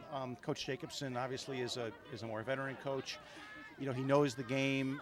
There's probably very little, if anything, about the game that he doesn't know. So I think he comes in as a new coach, which is always an adjustment. But he brings the credibility to the job, because the kids are well aware of the experience he's had. Yeah, I definitely agree. Besides Coach Jacobson being a fantastic coach, the minute he walks into that locker room, the kids respect him because they know what he has done as a coach. But back to the state tournament, Wayne Hills, they're 9-4 right now coming into this game. How do you think they could do in the state tournament? How far do you think they could go? You know, that's going to be very interesting. Obviously, there's going to be some teams in the bracket that are more well-established programs. You know, this is a senior-led team for Hills, so I think the experience that they've got and the talent is going to be called on to step up. And these guys, especially the seniors, are going to know that they've reached a goal to get to the states, and they're going to put everything they have into it. So I think they got a chance to make some noise. You know, it's still a young program, so the first trip to the states is a great experience, win or lose. But I think they're probably coming in pretty confident that they can play with whoever they're going to line up against. That's who they're going to play. Yeah, they'll definitely have some tough games. You have Ramapo in North 1 Group 3. You have Fairlawn as Dave Rogers tries to spin away as he loses the ball. So how do you think Wayne Hills could do against some of the better teams like Fairlawn and Ramapo? Well, they're going to have to play, at the top of their game to play with Ramapo, obviously. I mean, I think that's one of their losses this year, and with the new NBIL league, which is good because they're in that league with tough competition. So I think that helps them when they prepare for the states where, they could play anybody in the Group 3. So I think they got a chance to make a very strong showing. And how many wins and losses that translates to, we'll just have to wait and see. But I think they're going to be very competitive. Yeah, and the team's only going to get a lot better in the future, wouldn't you say, Rick? I think so. Lacrosse is the fastest growing sport at the high school level in the state of New Jersey. There's a lot about the sport that appeals to kids. And I know you hear some of the other coaches of spring sports say, "Oh, lacrosse is going to take away some of my kids," because there's speed. It's a fast game. It's a physical game. It's also very much a cerebral game, and kids, are going to be very attracted to the game. And when they see that high school team have a couple of strong years in a row, then more kids are going to start playing lacrosse at an earlier age. The feeder program is obviously very important, and I think the program's only going to grow and grow. And particularly have this great facility here. That's going to help the growth of the sport in the Wayne area as well. Thank you very much. That is Rich Stambulian, sports columnist for the Reign today. Rich, it's always a pleasure. Thank you very much. My pleasure. Back to the action here. This is the third quarter at Barbour Pond Park. The Wayne Hills Patriots are defeating the Wayne Valley Indians 3-2. I'm David Suntup alongside Andrew Gayo and Jake Silverman. Rogers controls possession for Wayne Hills. Rogers scored the first goal for Wayne Hills in this game. A fantastic shot. Rogers spins around. Centering pass goes to Nolan as it goes across the left side of the field. As I believe they're number 8 for Wayne Valley, Brian Seldine, the freshman phenom, just pushed down. I believe he pushed down Mike Colacurcio. Didn't we cover Seldine in one of our broadcasts? Oh, yeah, that was the county tournament. Soccer, too, right? His sister plays soccer. His sister plays soccer, and I believe she's also a fantastic fencer. Yeah, dude. Oh, and she also plays girls lacrosse, so we will see her next week when we broadcast the Wayne Hills Wayne Valley girls lacrosse game on Saturday, May 20th. It should be a fantastic game. That was Brett Silverstein, though. That was number 6. Oh, I thought it was number 8. Sorry. It's okay. I guess my vision is not as good as yours, Andrew. Well, actually, Jake told me that because my vision's absolutely horrific, so let's not go there. 20/30 vision for me. As Hamburg scoops the ball up as he loses the ball midair. Wayne Hills controls. Starting to rain a little bit here at Barbour Pond Park. Great set by Rogers, and Wayne Hills scores. Corey Rosenblum puts it past Wagner on a great pass from Dave Rogers, and Wayne Hills increases their lead to 4-2. And that was just perfect. It's execution. Wayne Hills executes. They make their way through, and it's basically all set up. You got to give it to Jacobson and his tactics. Wayne Hills did a perfect job there, working it around, looking for the open shot. That's one thing Steve Jacobson always stresses at practice, is that he wants one more pass. You'll hear him call out, one more pass. And that time he called out one more pass, got to Corey Rosenblum, shot, good, goal, 4-2 Wayne Hills. That is definitely the type of execution that your coach likes to see, I would assume. Right, Jake? Oh, of course. And what Dennis just did there is the type of execution. Dennis won the face-off, and let me tell you, Dennis is a really good face-off man. He's going to Dominican on a scholarship for soccer and lacrosse. He's an excellent player, but also great face-off man, which gives the team many fast breaks, start-off possessions. It's very key for the Wayne Hills. And we all know Dave Rogers has the great ability to score goals, but he also creates for his teammates, very unselfish. He saw Corey Rosenblum, with a shot right by the circle. He passed it right to Rosenblum, and Rosenblum just fired a shot past Wagner. Great save by Kevin Coppola, denying Wayne Valley of a scoring opportunity. Valley controls. Bishop tries to center it. Hayes fires a shot, and it hits off of number 21 for Wayne Valley, Jeremy Correa. That's one of the hardest. That is the hardest place for a goalie to save a shot. It's called off-stick hip, and let me tell you right there, a rocket of a shot, and he makes a save. It's beautiful. As Michael Colacurcio is stripped of the ball, he just rushed the ball up the field. Great hustle by Michael Colacurcio. Haria going against Diglio. Haria tries to pass it off to Niddle as Niddle loses control of the ball. Corey Nill is also. Wait, is that Corey Nill? Eric Niddle. Oh, Eric Nill. Well, Eric Nill has a brother, Corey Niddle, and he is a great freshman. And him and Brian Saldine will lead Wayne Valley for the next 4 years as a great dynamic duo, with Saldine with the speed and the agility and the vision, Corey Nill with the rocket shot and the power. So, Jake, I know you've talked about some of the freshmen on the Wayne Valley squad, but there are also some very talented freshmen on the Wayne Hill squad. I know they have you, they have Matt Weinstein, Ian Little, Dan Cohen. So what kind of future do you think some of these players have that coming in as freshmen? And they're only going to grow by getting great coaching from Coach Jacobson. Well, for the future, as we all know, next year the goalie, Kevin Coppola, graduates. So next year I'll be taking over as starting varsity goalie. But Matt Weinstein also, Seth Gilbert and Matt Weinstein will move up to varsity, and they will be, key parts in varsity next year as sophomores, just like Kyle Hanberg was a key sophomore this year. And Josh Klein. And Josh Klein. Klein was is a huge part of the defense. Also, for freshmen, you have Dave Kornitzer. He's a great stick handler as a freshman. He's a D-man. Although he likes to think of himself as an attack, he really is great stick handler at defense. A great long pole. He catches. I stand in the cage, and kids on the offense are making passes, and it just seems Kornitzer will stick his stick up and he'll intercept a pass out of the blue. It's really amazing what he can do. Yeah, Jake, I'm sure as a goalie you'd love to see that type of play from your defenseman. I absolutely love it. It's one of my favorite things. I mean, that happened every time I never got shot on. I mean, I wouldn't be happy, but I mean, let's face it, I don't love getting shot on 100 times a game. Yeah, because I know lacrosse is a very high-scoring game. How many shots do you think you see a game? Well, for the JV this year, we are on defense most of the time. And I think due to Mark Jacobson's coaching, I've had one of my best years ever, though. I don't know, maybe I've seen 17, 16 shots a game. Although, I don't know, I calculated my goals against average the other day was 6. That's actually probably very good for lacrosse, I assume. Goalies in lacrosse are only supposed to save 50%. So it's quite amazing when a goalie saves over 50%.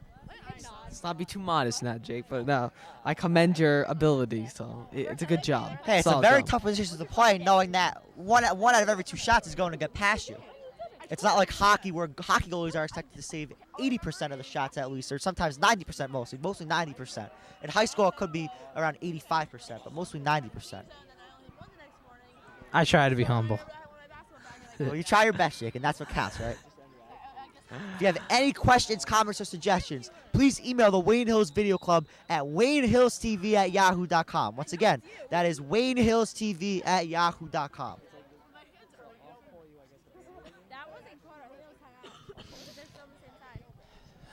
I'd also like to give a special thanks to Rich Sambulian once again for giving us the Wayne Hills lacrosse roster. Rich helps me out on a lot of things in terms of the video club broadcasts, all the great stats and rosters that we get. It's all because of Rich, so if you ever see Rich, give him a big thanks. Thank you. Back to the action here. Third quarter. Wayne Hills defeating Wayne Valley 4-2 here at Barber Pond Park. I don't know if you could see in the vision of your screen, but Kevin Capola right now is shouting out where the ball is on the field and doing a great job at that. Learning his defense, he's pointing where the defense should be and moving around in the net. Great. That's one of the best things about Kevin. His speed and agility, he's a very athletic goaltender. As Wayne Valley passes around, as Bishop loses control of the ball, and he's closest to the ball, so I assume... No, actually he's not. Number 35, Josh Klein is. No, he was closest to the ball, but you only get the ball if you're closest to it on a shot. Oh, that was a pass, therefore it's Wayne Hill's ball. Rogers down the field. Rogers looking to add to his goal total. He has 1 goal and an assist in this game. He assists on the last goal to Corey Rosenblum.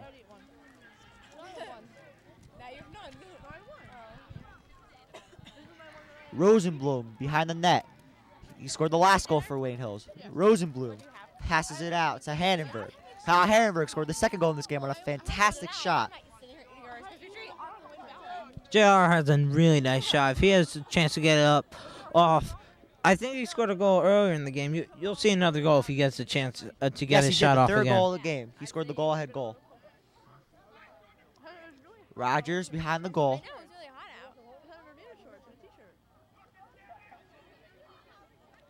Rogers looking to pass it off. Passes it back to Hannenberg.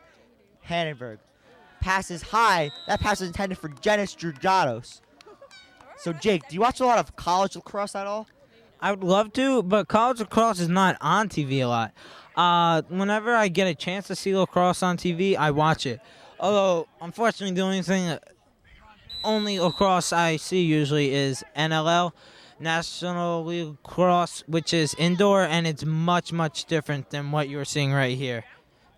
Yeah, 2 weeks from Monday, actually, is the national championship for men's lacrosse. Johns Hopkins looking to defend their 2005 title.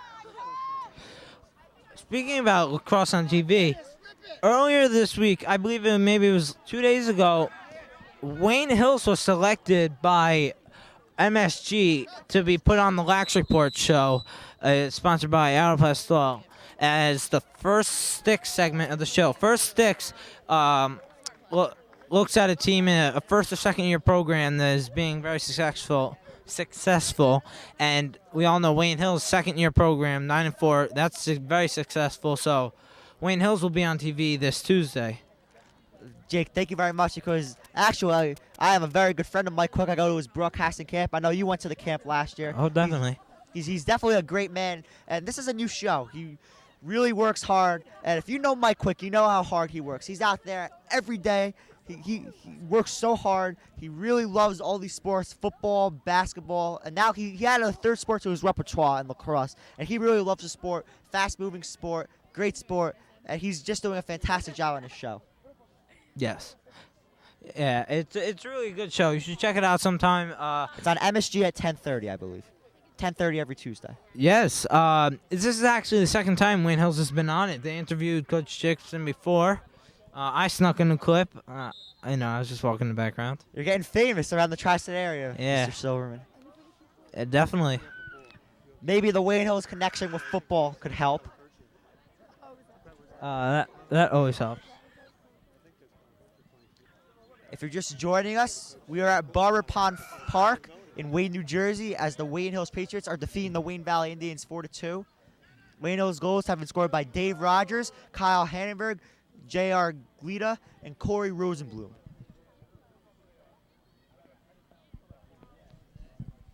David, is it the start of the fourth quarter? Was that the end of the quarter? Yes. That wasn't that just. Oh, it was just timeout. Oh, it was just a regular timeout. All right. The referees aren't really much. The communication with the referees here is not. It's just not there. So we're a little. Well, you would probably hear the horn at the end of the quarter, but we're learning. This is the first lacrosse game I've ever seen live. It's definitely been a great experience so far. Oh, it has been. The feelings are mutual, David. Rosenblum behind the net. Passes back to Rogers. That combination hooked up in the third quarter for a goal. Rogers to Rosenblum for the fourth goal of the game. Rosenblum passes it to Glita. Glita back to Rogers.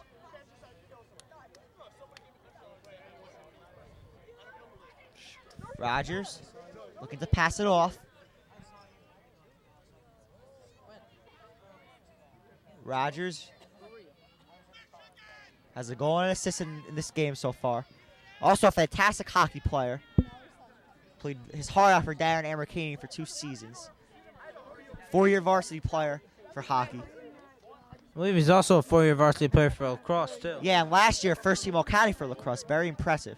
Yeah, he could probably be first team All-County again this year, too. Yeah, definitely well-deserved if he gets the honor. Let me tell you, he's a great captain as well, always providing leadership in the locker room and in the huddles. Jake, do you know what that call was?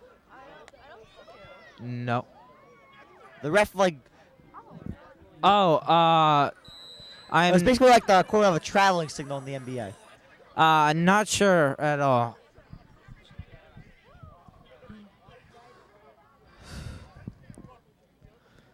So it's really been, Wayne Hills, ever since that sloppy first quarter, they've really taken a toll with, aggressiveness. They've come up big, and they've really taken control of the game. As a shot is fired, it's just wide of the net. Shot by Jeremy Haria. Reha, thanks to Rich Stambouli. He's really been helping us out tonight. Pronunciations are not my thing. Definitely a work in progress on my part. Hayes fires a shot.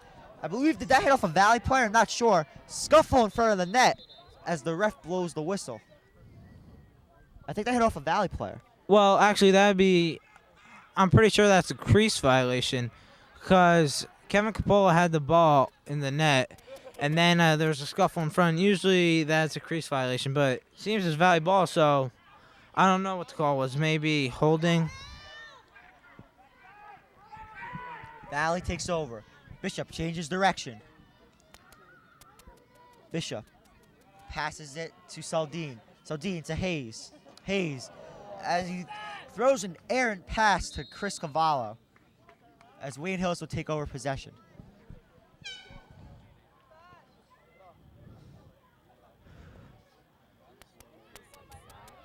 Any questions, comments, or suggestions, please email the Wayne Hills Video Club at waynehillstv@yahoo.com. Once again, that is waynehillstv@yahoo.com. Hannenberg. Hannenberg off the left sideline. Oh, sorry about that.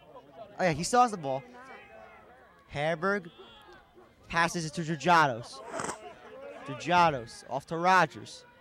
Rogers going against Hayes.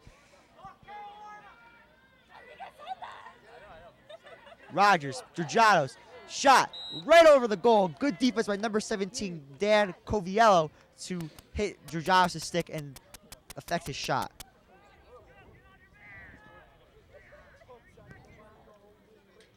As Wayne Hills takes over, Rosenblum passes it. Shot saved by Wagner as Wagner denies Glida of a chance for a second goal. And that is the end of the third period of action here at Barbours Park, as the Wayne Hills Patriots take a 4-2 lead heading into the fourth quarter. David, thoughts on the game so far? Has been really a game of defense, I guess you could say. Hard hits, checking, big part of the game. How has your view of the game been?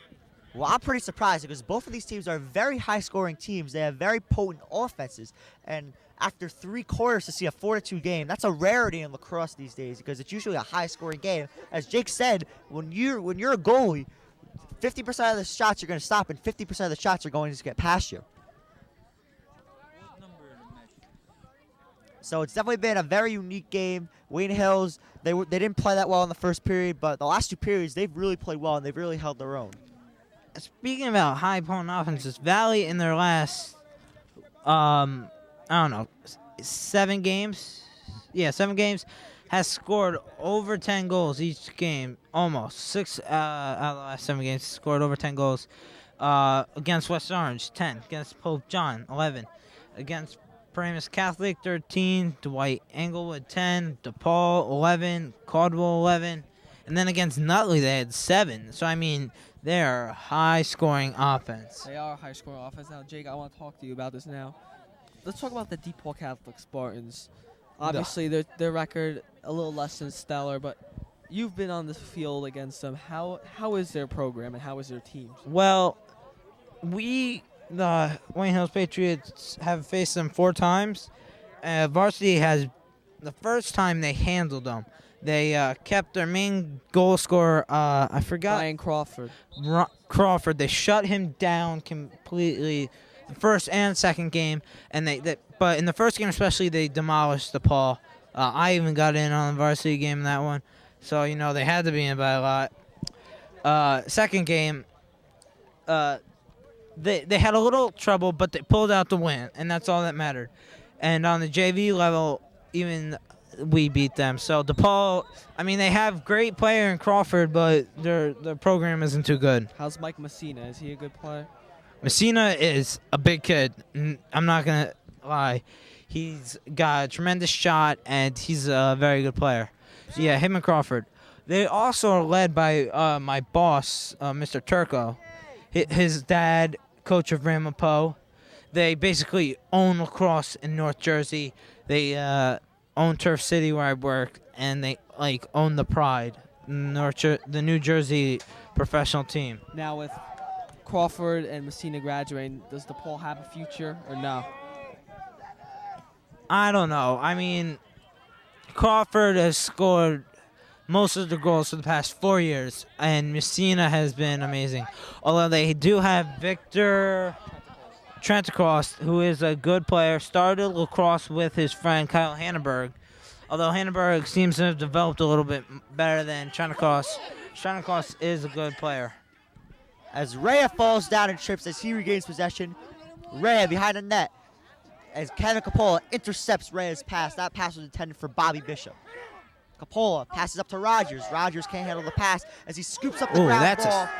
A good play by Rhea to hit Rogers in the stick as Rogers gets tripped up. I believe that is number 9, Chris Cavallo, who trips up Rogers. That's As the Wayne Valley faithful is really starting to get involved in this game. That was definitely a trip. Definitely the right call made by the referee. That was exactly the right call. Even if he didn't call a trip, there was a slash on that play. Yeah. Dave Multiple Rogers violations. Definitely was fouled on that. And great call there by the ref. Rosenblum behind the net. Rosenblum tries to maneuver. Coach Jackerson wants to see some patience from his team. Patience is a virtue, as they all say. Hannenberg scored the second goal in this game. Hannenberg passes it to Rogers. The captain, Dave Rogers, behind the net. Rosenblum. Shot. Fired by Drew Giles just wide of the goal. And it's scooped up by Wagner. Mike Wagner, no relation to Billy Wagner, the closer of the New York Mets. Called for a 4-second violation. The goalie only has 4 seconds to get out of the crease. Oh, Mrs. Suntup. I read my stuff before the game. There was a site when I did field hockey games because I'm not too knowledgeable of the game of field hockey. It was fieldhockeyformoms.com. That was the name of the site. So they have it for all sports. And then I wanted lacrosse today. And I'm like, I got to be prepared for this game. I don't want to come into this game unprepared. So I looked up some lacrosse knowledge, and I read over some of this stuff. I read over the 20-second rule, the 4-second rule, so I'm learning. It's a work in progress, but it's going over well. Now, that's what counts. Ladies and gentlemen, I'd be lying to you if I told you I looked at the words because, quite frankly, I came here after eating my sandwich, and I did not look at any terms. So basically, I'm not really too knowledgeable of the game of lacrosse, but I try my hardest. Shot fired by Drew Giles. Good save by Wagner on the bouncing ball. The call there is a push in the back. You're not allowed to push in the back. It's usually a play on, but the ball was outside the box, and it would be Wayne Hill's ball. As the push was called on number 14, Kibria Golam. If you're just joining us, this is the fourth quarter here at Barber Palm Park. The Wayne Hills Patriots are defeating the Wayne Valley Indians 4-2.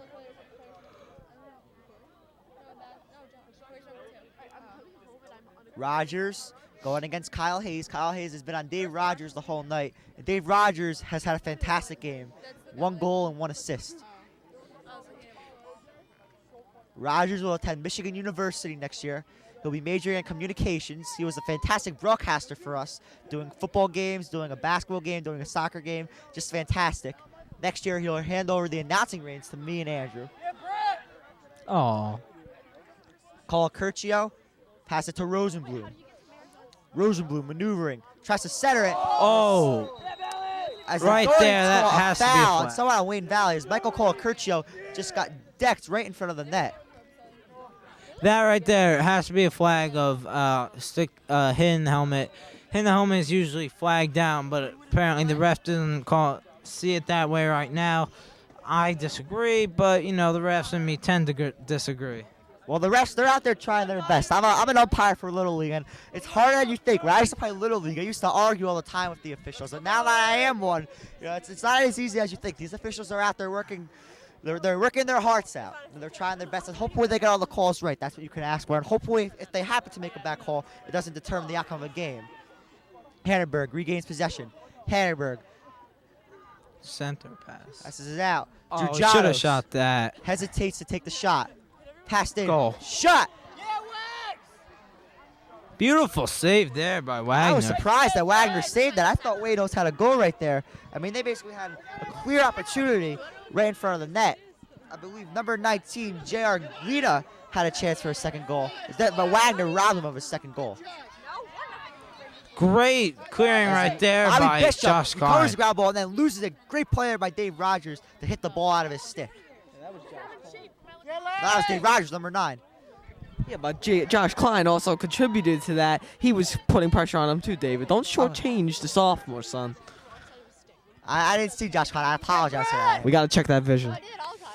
My vision's pretty good. 20/20 vision. I'm trying to be modest, Andrew, but it's good. Let's put it that way. Bishop up the field. Kyle Hamburg tries to hit Bishop's stick. Cavallo maneuvering. Cavallo against Klein. Cavallo scored the first goal of the game. Hayes tries to set up a play for Wayne Valley. Kyle Hayes, also a wide receiver on Wayne Valley's football team that won the Northern Hills Conference this year. I believe they had an 11-2 season this year, one of their best seasons in years. 9-2. 9-2, sorry about that. Next year, Bobby Bishop will be back. He'll be a senior wide receiver next year. Bishop fires a shot wide of the goal, picked up by Brian Seldine. Seldine, Cavallo, Bishop. Great defense there by number 5, Matt Diglio, to stop Bobby Bishop's shot opportunity. Seldine passes it around.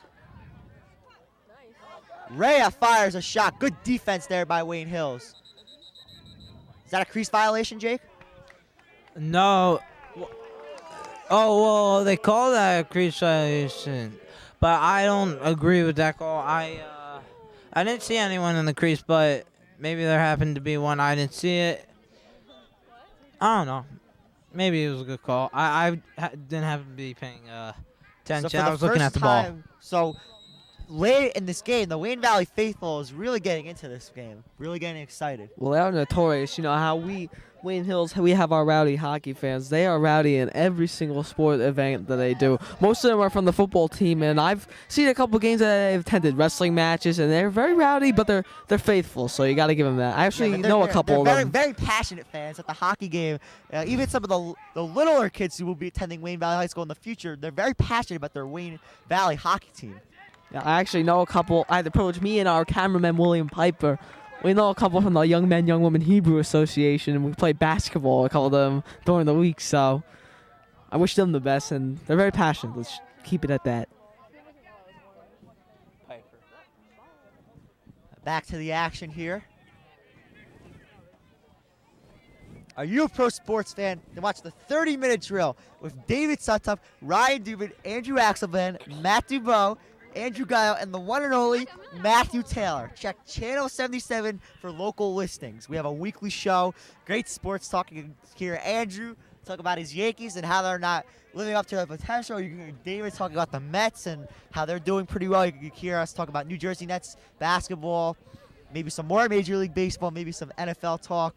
And you can hear Andrew give his nickname to Matt Taylor this week because the nicknames are versatile. There's so many options out there. Now, if you want to make the smart choice, watch the first portion of the show, which is my segments, because I'm talking about the best baseball program in franchise Major League Baseball, the New York Yankees, and then if you want to watch the second half, see David Suntup talk about his, overrated New York Mets. I wouldn't call the Mets overrated. They have a pretty good team for their money. I mean, look at the pitching. But anyways, back to the action. We talk about baseball on the drill. This is the lacrosse game, a great game. Can't overlook this one. Back to the action here. Glida maneuvers. Glida to Rosenblum. Rosenblum tries to center it. Great defense there by Wayne Valley as Rhea intercepts the pass. I believe. Are they going to call a foul? Is that a foul on Wayne Hills? That's Pushing? That'd be a pushing call. The rap check right there is illegal. Oh, so it's a foul on Rhea. Yeah. Glida out to Hannenberg. It's called a ward. What's it called? It's a ward. He was warding. You're not allowed to use your free arm to protect the stick. Dan Coviello off the field. Coviello fires a shot, and he scores! Actually, no, excuse me, that was Bobby Bishop, as Bobby Bishop just comes down the field and gets his second goal of the game as Wayne Valley cuts the lead in half from 4-2 to 4-3.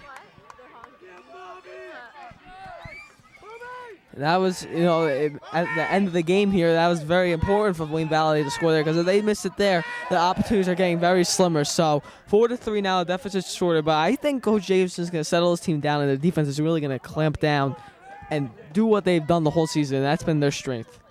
Jake, are you allowed to call a timeout right after a goal? Yes, you are, and Coach Jacobson loves to use his timeouts, but I don't How think many timeouts do you get? Two timeouts a half. Oh, okay. Coach Jacobson's always asking for more timeouts, but he's not allowed to have any more. Because I was saying maybe you call a timeout here, talk to your team, make sure that they stay on top of things, because he's a very good motivational speaker as the ref throws a flag. Not sure what the call is. Well, this is the third quarter, right? Fourth quarter? Well, you might see him call a timeout very soon, because you want to keep this lead and maybe game security goal. This is a close game, and you don't want to lose it. That could have been a big momentum goal right there. Do ties exist in lacrosse? Ties do not exist. Oh, that's a good thing. Ties are like kissing your sister. All right? You do not want that. So Jake Silverman, the comedian, at his best. So what they do is they play. It's like baseball. You keep going on until Someone scores. someone scores. Rosenblum behind the net. Wayne Hills trying to tack on an insurance goal as their lead was cut from 4-2 to 4-3. Rosenblum passes off to Colacurcio.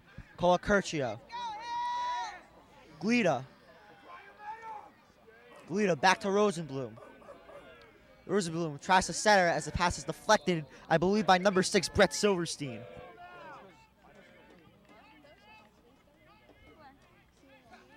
As Wayne Hills will regain possession. If you're just joining us, this is the fourth quarter at Barber Pond Park. I'm David Suntup alongside Andrew Gayo and Jake Silverman. Wayne Hills is defeating Wayne Valley 4-3 here. First meeting between these two teams this year. Last year, Wayne Valley won both meetings. This year, Wayne Hills is a much different team. They're 9-4. They have a new coach. They have a lot more experience. New players. As Wayne Hills just had another good score opportunity, and it's gobbled up by Mike Wagner. As a Wayne Hills player is slow to get up. J.R. Glida, but now he gets up, and hopefully he's okay.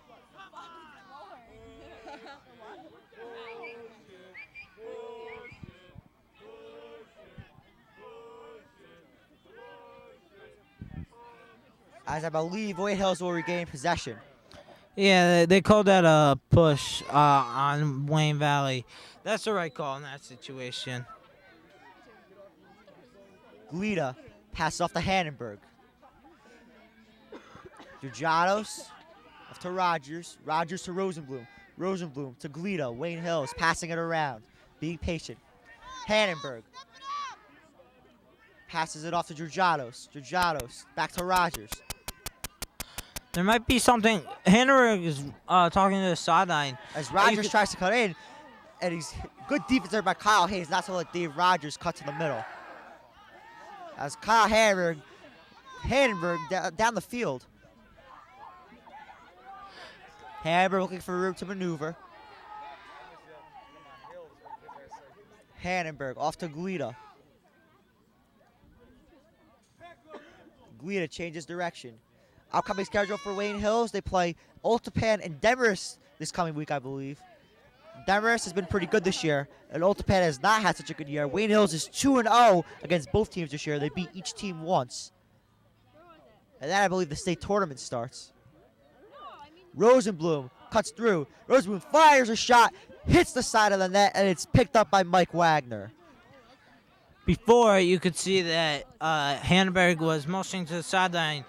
It seemed to be about his sticks because his previous 2 throws were low. And he'll across, and your stick, even if one string is slightly off, your throws could be down, up, and it's very bad. You always want to be stringing correctly. As there's a flag call in the play, as Kevin Capola comes out of his goal crease to handle the ball. If you are a goalie, you are allowed to touch the ball with your hand if you are inside the crease. But once a goalie leaves the crease, he can only feel the ball with his stick. I didn't even know that. I read my rules. I just play. I'm sure you know a lot more rules than me, though, Jake. He's a Pretty goalie, obvious. David. You know a rule that he doesn't know. That's saying something. I don't know. It means either A, Jake is somewhere else, or B, you have too much free time looking up these rules. I don't, David. I'm not gonna comment any further. Let's watch Lacrosse play. Let this game fold out. Possibilities are endless, Andrew, as they would say. Colacurcio behind the goal. Colacurcio off to Guida. Guida to Hannenberg. Hannenberg fires a shot just wide of the goal. Picked up by Rosenblum. Guida fires a shot wide of the net, and the ball goes out of play. Well, they're getting the looks now. Wayne Hills getting good shots off. You know, making the defense a little shaky for Valley, but they're just wide, so they're good looks though. So this is what Wayne Hills has to do. They have to control it in the Valley side, which they've done the majority of the game, and definitely in the second half, and finish the game off. I'm sure Wayne Hills wants an insurance goal here, but I think controlling the tempo of this game and controlling the ball in the Valley zone is just as important, just to kill time off the clock. But they probably want another goal first, because that's most important. Shot fired just wide of the net. Shot was fired by Dave Rogers. As the ball is picked up by J.R. Guida, and Michael Accurcio and a couple of Wayne Valley players just are getting into it a little bit. The refs have to break up the players. Who is Colacurcio getting into it with? Number 20 of Wayne Valley. I do not have his name on my roster. And now Goam is talking a little bit with Rosenblum. This game is really getting intense. The first 3 quarters, the players are really calm and all. And now the refs really are going to have their hands full for the rest of the game. And when we interviewed the mayor at halftime, he really was impressed with the great sportsmanship on the field. But now the players still have to regain their emotions and maintain their composure. Because the game is really close now. It's 4-3, and Wayne Valley really wants to come back and try to tie this game up. Let me tell you, I know from experience, getting in a fight in a lacrosse game is not a good idea. Getting in a fight results in a write-up to the state. You have to serve a 2-game suspension, which isn't fun, let me tell you. And you also, your coach has to go to a seminar in Trenton and for like 3 hours. And the athletic director has to go to a seminar in Trenton for the whole day. Hannenberg now is going at it with some Valley kids. Well, Kyle Hannenberg has to be careful. He's such a huge part of this team. As Jacobson just called timeout. This is a great timeout here by Coach Jacobson, just to calm down his players, as Corey Rosenblum's trying to calm down Kyle Hannenberg. Kyle Hannenberg is such an important part of this team, and I'm sure he knows that he needs to be in this game, and hopefully everything will be okay. Yeah, I'll tell you this, if I was on the lacrosse field, I would not want to go near Kyle Hannenberg because he is just so strong. I would not want to pick a fight with Kyle Hannenberg, I'll tell you that. No, Berg is, we all know how Kyle Hannenberg, his strength and his, you know, he's a great player, good person and all, but man, Great person. when he's on the field, he lets it all out, literally. But no, we saw in that last sequence there, great coaching there by Jacobson, settle down his team. Otherwise, we'd be in a dilemma. Let me tell you, Hannenberg gets angry with the best of them. Before games, he gets psyched up. He goes into a mode.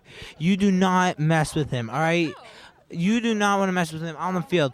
The Wayne Valley kids were trying to get psyched up. They were trying to get their fans psyched up. You know what? Hannenberg had enough of it. He was showing them, you know what? That's it. We can get psyched up too. You think you're gonna, psych us out? Too bad. Hannenberg plays with the intensity of a lion. I don't know what you want to say, but this man. A lion would be a good term to use. I guess so. But you know what? He kept his composure there also by not picking a fight because they were screaming in his face. So it was a good idea. So, you know Coach Jacobson well. In this type of situation, his team's up by a goal late in the fourth quarter. The two teams were starting to exchange some words. Game's getting physical. What would he tell his team? How would he calm his team down and focus them? I know exactly what he would say because he was talking to me yesterday about this type of stuff. He would say, keep your composure. He would tell us that, you know what? If you fight, you're going to be in the penalty box. You're going to let your team down. You're going to lose. You're going to be out a few games. He's going to say, if you stay on the field, if you keep your composure, you know what? Get emotional, but channel that emotion towards winning the game. All right? That's what he's saying. And Mark and Coach Lucius are backing him up completely. As Kyle Hamburg did not receive a penalty, that's a great thing for the Wayne Hills Patriots, bad thing for the Wayne Valley Indians, because I'm sure Wayne Valley does not want to see Kyle Hamburg out in the field. Because he besides being a great teammate, he's just a fantastic player, and the opposing teams do not like seeing Kyle Hamburg. Him and Nico Stevens are one of those kids that you send off the bus first. When we go to an away game, and the first person to step off the bus, it's usually Nico and Kyle Hannenberg. All right, to put fear in the other team's eyes, you put on Hannenberg. As we are back here in the fourth quarter play at Barbours Park, Wayne Hills defeating Wayne Valley 4-3. As Dave Rogers controls the ball, as he still hangs on to the ball. This great athletic ability by Dave Rogers. Another timeout by Jacobson. By Wayne Hills, so they used both their timeouts already. That's interesting.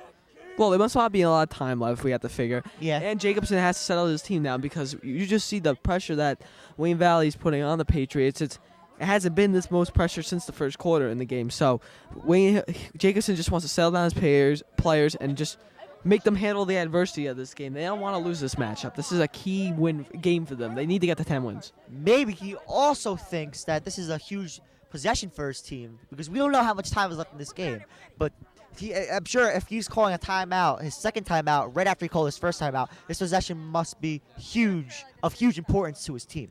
Also, I'm sure he wants to calm down Dave Rogers after that play because that looked like an almost definite slash. I mean, those were the same Valley players who just came, screaming and hooting and hollering and everything. So he wants to. I know Coach Jacobson. He doesn't. When he has something to say, he says it. We'll be right back after a quick commercial break. Today, underage drinking is a serious problem. The truth is, teens drink, but we don't drink to get buzzed. We drink to get drunk. This may cause us to do stupid things we may not even remember. It won't stop. We'll keep drinking, and by the end of tonight's little party, 16 teens would have died from underage drinking. Make the right choices in the right frame of mind. Don't drink under the age. Units responding to Balsam Road, be advised, drivers possibly DWI. And we are back here in the fourth quarter, late in the fourth quarter. The Wayne Hills Patriots are defeating the Wayne Valley Indians 4-3. The clock is ticking down. Wayne Hills is trying to hold on to their 4-3 lead here. I'm David Suntup alongside Andrew Gayo and Jake Silverman. On the field right now, everyone is showing emotion. Hannenberg came out of that timeout, screaming, hollering, trying to get his team psyched up. He wants to score on this possession. If Hannenberg gets the ball, watch for it. Just watch out. So Wayne Hills has possession. Silverstein playing defense on Dave Rogers. Rogers changes direction. As Rogers gets double teamed and he loses the ball. As Rhea and I believe Silverstein were right on that play. As the ref blows the whistle, not sure what the call is.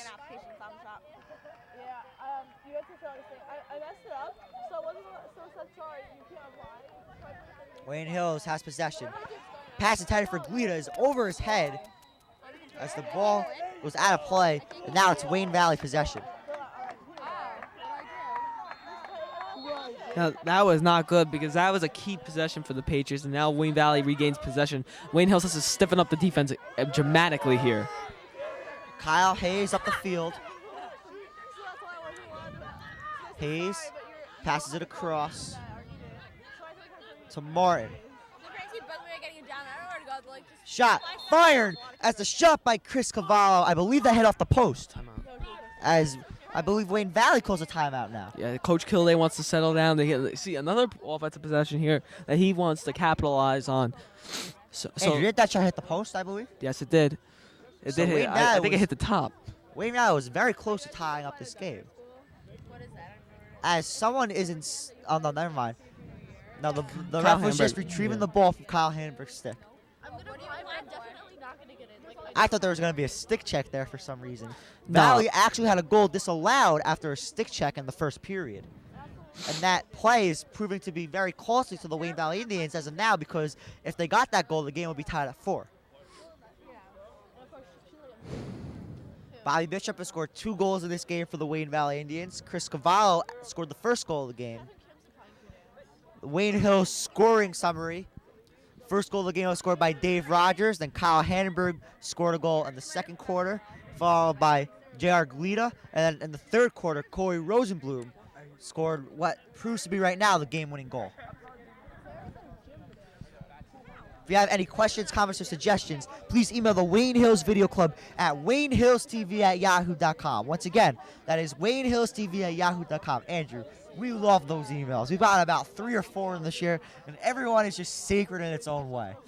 David, the emails are piling up. We might have to upgrade to Yahoo Plus just because of our emails. They just keep coming in. Thank you so much to all the viewers who have sent us. Had the time, to take off and just tell us what they thought. So that's waynehillstv@yahoo.com. Yeah, we could be doing only one more game after this. Girls Lacrosse, Wayne Hills, Wayne Valley on May 20th. And after that, we won't be back until September 8th when football season begins. The Wayne Hills Patriots will be back at Patriots Stadium as they take on the Braves of Indian Hills Friday, September 8th at 7 o'clock. And we have some new stuff next year. David and I, we are going to be working this whole summer on some stuff, and you're going to like it. Just wait till September 8th. Yeah, it's going to be great.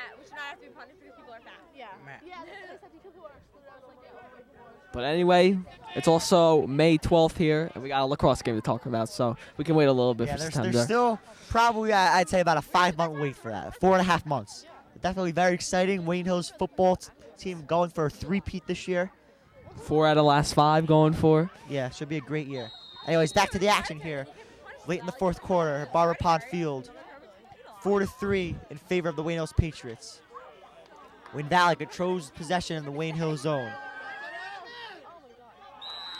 As Wayne Valley scores, number 8, Brian Saldine, the freshman sensation, fires a shot, and he puts it past Kevin Capola. Coach Jacobson cannot be happy about that possession as Wayne Valley just comes out right after a timeout. Saldine just sneaks right in, no one on him, and he puts it right past Kevin Capola as Wayne Valley comes back from a 4-2 deficit to tie up the game at 4. Well, now they're going to have to come up with another scheme, Coach Jacobson, but he's got a lot of tricks up his sleeve. He's not going to let down now. Obviously, they're tied at 4.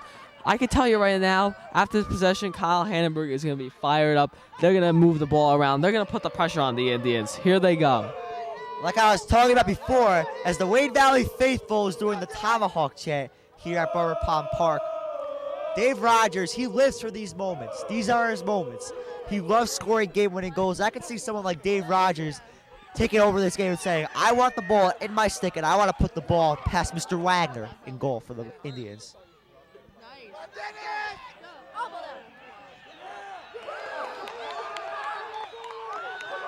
It's Wayne Valley up the field. Bishop gets past Handenberg. Good play there defensively by Wayne Hills as Wayne Valley loses the ball. Saldine to Bishop. Bishop going up against Handenberg. Bishop maneuvers. Bishop fires a shot just wide as that is the end of the fourth quarter. I believe that's the end of the fourth quarter. The horn just sounded. Yeah, I think And we're going now to OT. it's overtime. Overtime here at Barber Pond Park. So after the third quarter, when Wayne Hills really stepped it up, they were up 4-2, and now it's 4-all, and we're gonna have overtime here. Jake, any last words, since it seems that you have to depart to better things? Yes, I have to depart to go support my team in time of need right now in overtime. I have 3 words right now. Let's go Hills. 3 words, I hope you said, because I hope you. Okay, you said 3. I thought you said 2. We would have to go to a grammar check there. Anyway, so David, overtime for our first lacrosse game. We've broadcasted the 2 of us, and it just seems that we get treated in every way. Overtime here at Barbour Park, where I just want to let you viewers know, I've played football on this field, recreational, during the winter, during snow days, just to show off my athletic form. And let me tell you, this is a great field to play on. It's fun playing on the artificial surface. You know, you get a real feel for it.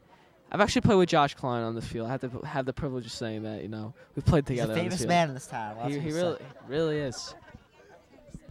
Sean Yu has now rejoined us for overtime. So, Sean, you took a little hiatus after the first quarter, getting some score updates from Michael Botnick, who's at the CAA watching New Jersey Nets. So, Sean, now going back to lacrosse, what are your thoughts on this game? I'm just surprised how Hills gave up that big lead, the 4-2 lead. Valley just pushing the offense. I believe Bishop scoring the game tying goal. Actually, that was Brian Saldine, the freshman sensation for this Valley team. Great hockey player, great lacrosse player. Now Anyway, I'm just Sean. expecting Hills just to play well, you know, not push anything, and just I hope it'd be nice if they won. It'd be great if they won, actually. Yeah, this is the 3 of us. This is our first ever lacrosse game we have been to in person. So it would definitely be a great memory for us to see the Wayne Hills Patriots defeat the Wayne Valley Now, Indians. David, is this sudden death? Yes, I believe the first team that scores wins. Rich, It must be, otherwise we'd be here is forever. this sudden death overtime, I assume? Yeah, it is. I know the first period is 5 minutes because I saw the overtime at Indian Hills, but if they're still tied after that, I'm not sure what happens. Maybe a shootout would happen. That would be interesting. Could be, or it could just end in a tie. I don't know. Or maybe another overtime. Well, Andrew, your first ever field hockey game that you did was at Passaic County Final in 2005. And Don't remind me. Fire. That was Wayne Hills versus Passaic Valley. 30-degree weather. You know, after the first half, you took over play-by-play.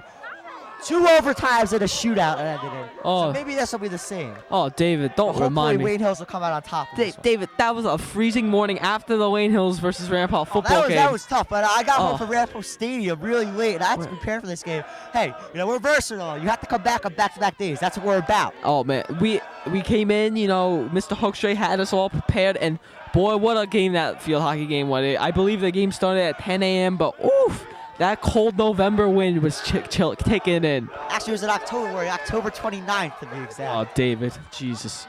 Dates are. I like remembering dates. It's a passion of mine. Georgianos to take the face-off. It's the start of overtime here at Barbour Park. I'm David Suntup alongside Andrew Gayo and Sean Yu as Georgianos wins the face-off. And he tries to go around a screen set by Dave Rogers as the ref blows the whistle. And then there's a timeout by Coach Jacobson. Jacobson is calling an early timeout. I'm not sure how many timeouts you get in overtime. I'd assume 2. Well, the first overtime period is 5 minutes, and after that, we do not know. But are you a little surprised that he's calling a timeout this early into overtime, guys? I guess maybe I think what's going through Jacobson's mind right now, I could be wrong, but this is what I'm assuming. He thinks that Wayne Valley has all the momentum right now after scoring that game-tying goal late in the 4th quarter. So I think that what's going through his head is, let's settle down, let's take another timeout, let's set up a couple plays, and let's get out of here. Let's score the game-winning goal, and let's go home and enjoy our weekend. That's what I think was going through Jacobson's mind. Now, one thing I just want to say is, during Wayne Hill's run, when they scored 3 goals, I believe, it warmed down. Now, when Wayne Valley scored their 2 goals, their 2 tying goals, it become to be freezing again. You know, before when I was just standing around, I wasn't shivering as much. Now I'm kind of cold right now. I think that might be a factor. Well, it's definitely getting cooler. It's getting later at night, so that's definitely a factor.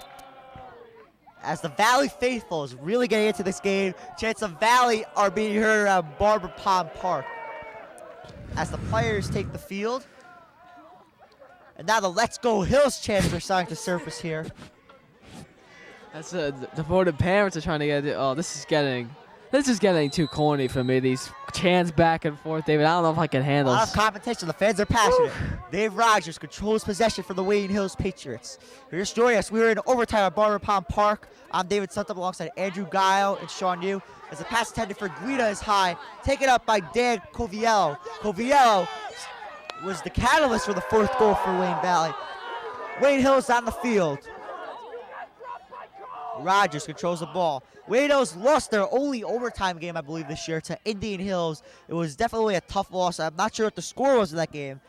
I think it may have been 10-9 in favor of Indian Hills. Definitely actually it was 11-10 in favor of Indian Hills. Definitely a heartbreaking loss at Oakland Stadium in Oakland, New Jersey. Shot fired, saved by Wagner. Rhea brings it up the left sideline. Rhea gets past Rosenblum. Rosenblum cannot advance any farther. Hayes controls for Wayne Valley. Hayes passes to Saldine. Saldine tied the game up at 4 late in the fourth quarter. Bishop. Pass intended for Hayes, and it goes over his head. As the ball is hit up ahead, controlled by Kyle Harrisburg, and it gets the ball knocked out by Brian Saldine. I think this is really tough. This is crucial right now. They need to stop. They need to get physical, and they need to get stuff. As a whistle was just blown, not sure what the call is. I think Valley took a timeout now. So this game is really getting interesting. It's a game of possession, a game of timeouts. Now it's coming out to coaching, I think, guys.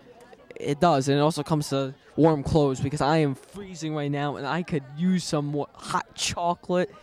Maybe a nice, warm weather because I am feeling it. Whoa, Andrew, first of all, you are wearing jeans, you are wearing an undershirt, you are wearing a hooded sweatshirt. Okay, I'm wearing a I am wearing t-shirt. shorts, okay, and I am not freezing. It's called you tough it out, okay? David, You tough I'm a it out. baseball player. I'm not. Broadcasters get so many luxuries.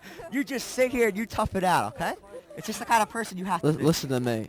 Listen to me. I am not used to this cold weather. In baseball, Oh, you're not used to this cold weather. How about the field hockey game? How about sitting out at Rampo Stadium when Ray Van Peeten scored 3 touchdowns? How about the thrilling Rampo game at Patriots Stadium? 5 touchdowns. I was prepared. It was during the normal time. This is May. preparation. It's the not key in this supposed to be business. this cold It's the in key. May. It's not supposed to be this It's cold not in this May. cold. You're exaggerating. You David. are over exaggerating. All right, David, you Andrew, win. you should become a weatherman when you grow up. It would be an occupation that would suit you well. No, actually, the reason I'm doing this is I'm not doing this for my health. I'm doing this for my future occupation. Hopefully, my future ambition will be doing this. Maybe you could take over from Michael Kay. Broadcast some Yankee games. That would be your future dream job, I guess you could say. Dream job is yes. I would also like to work with Scott Van Pelt on SportsCenter because that man is a man of mystery. I love that man. He's a good guy, funny man. Stuart Scott too, especially the SportsCenter commercials. Kenny Mayne as well. I'm a fan of Linda Cohn. She's a huge Mets fan. I like the Mets fans on SportsCenter. Well, that's good for you. But now, as you heard, the Tomahawk chant going on by the Valley fans before. Yeah, the Valley faithful is so into this game right now. Copyrighted from Florida State. They got to get written consent. Wayne Valley down the field.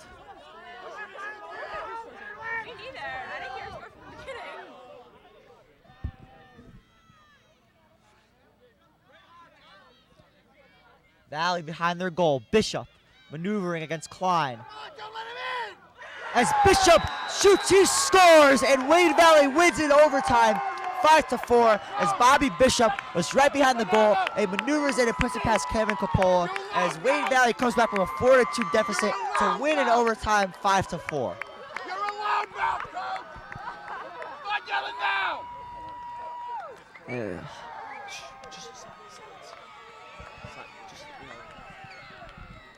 Hey, coach! You're a loudmouth! Moron!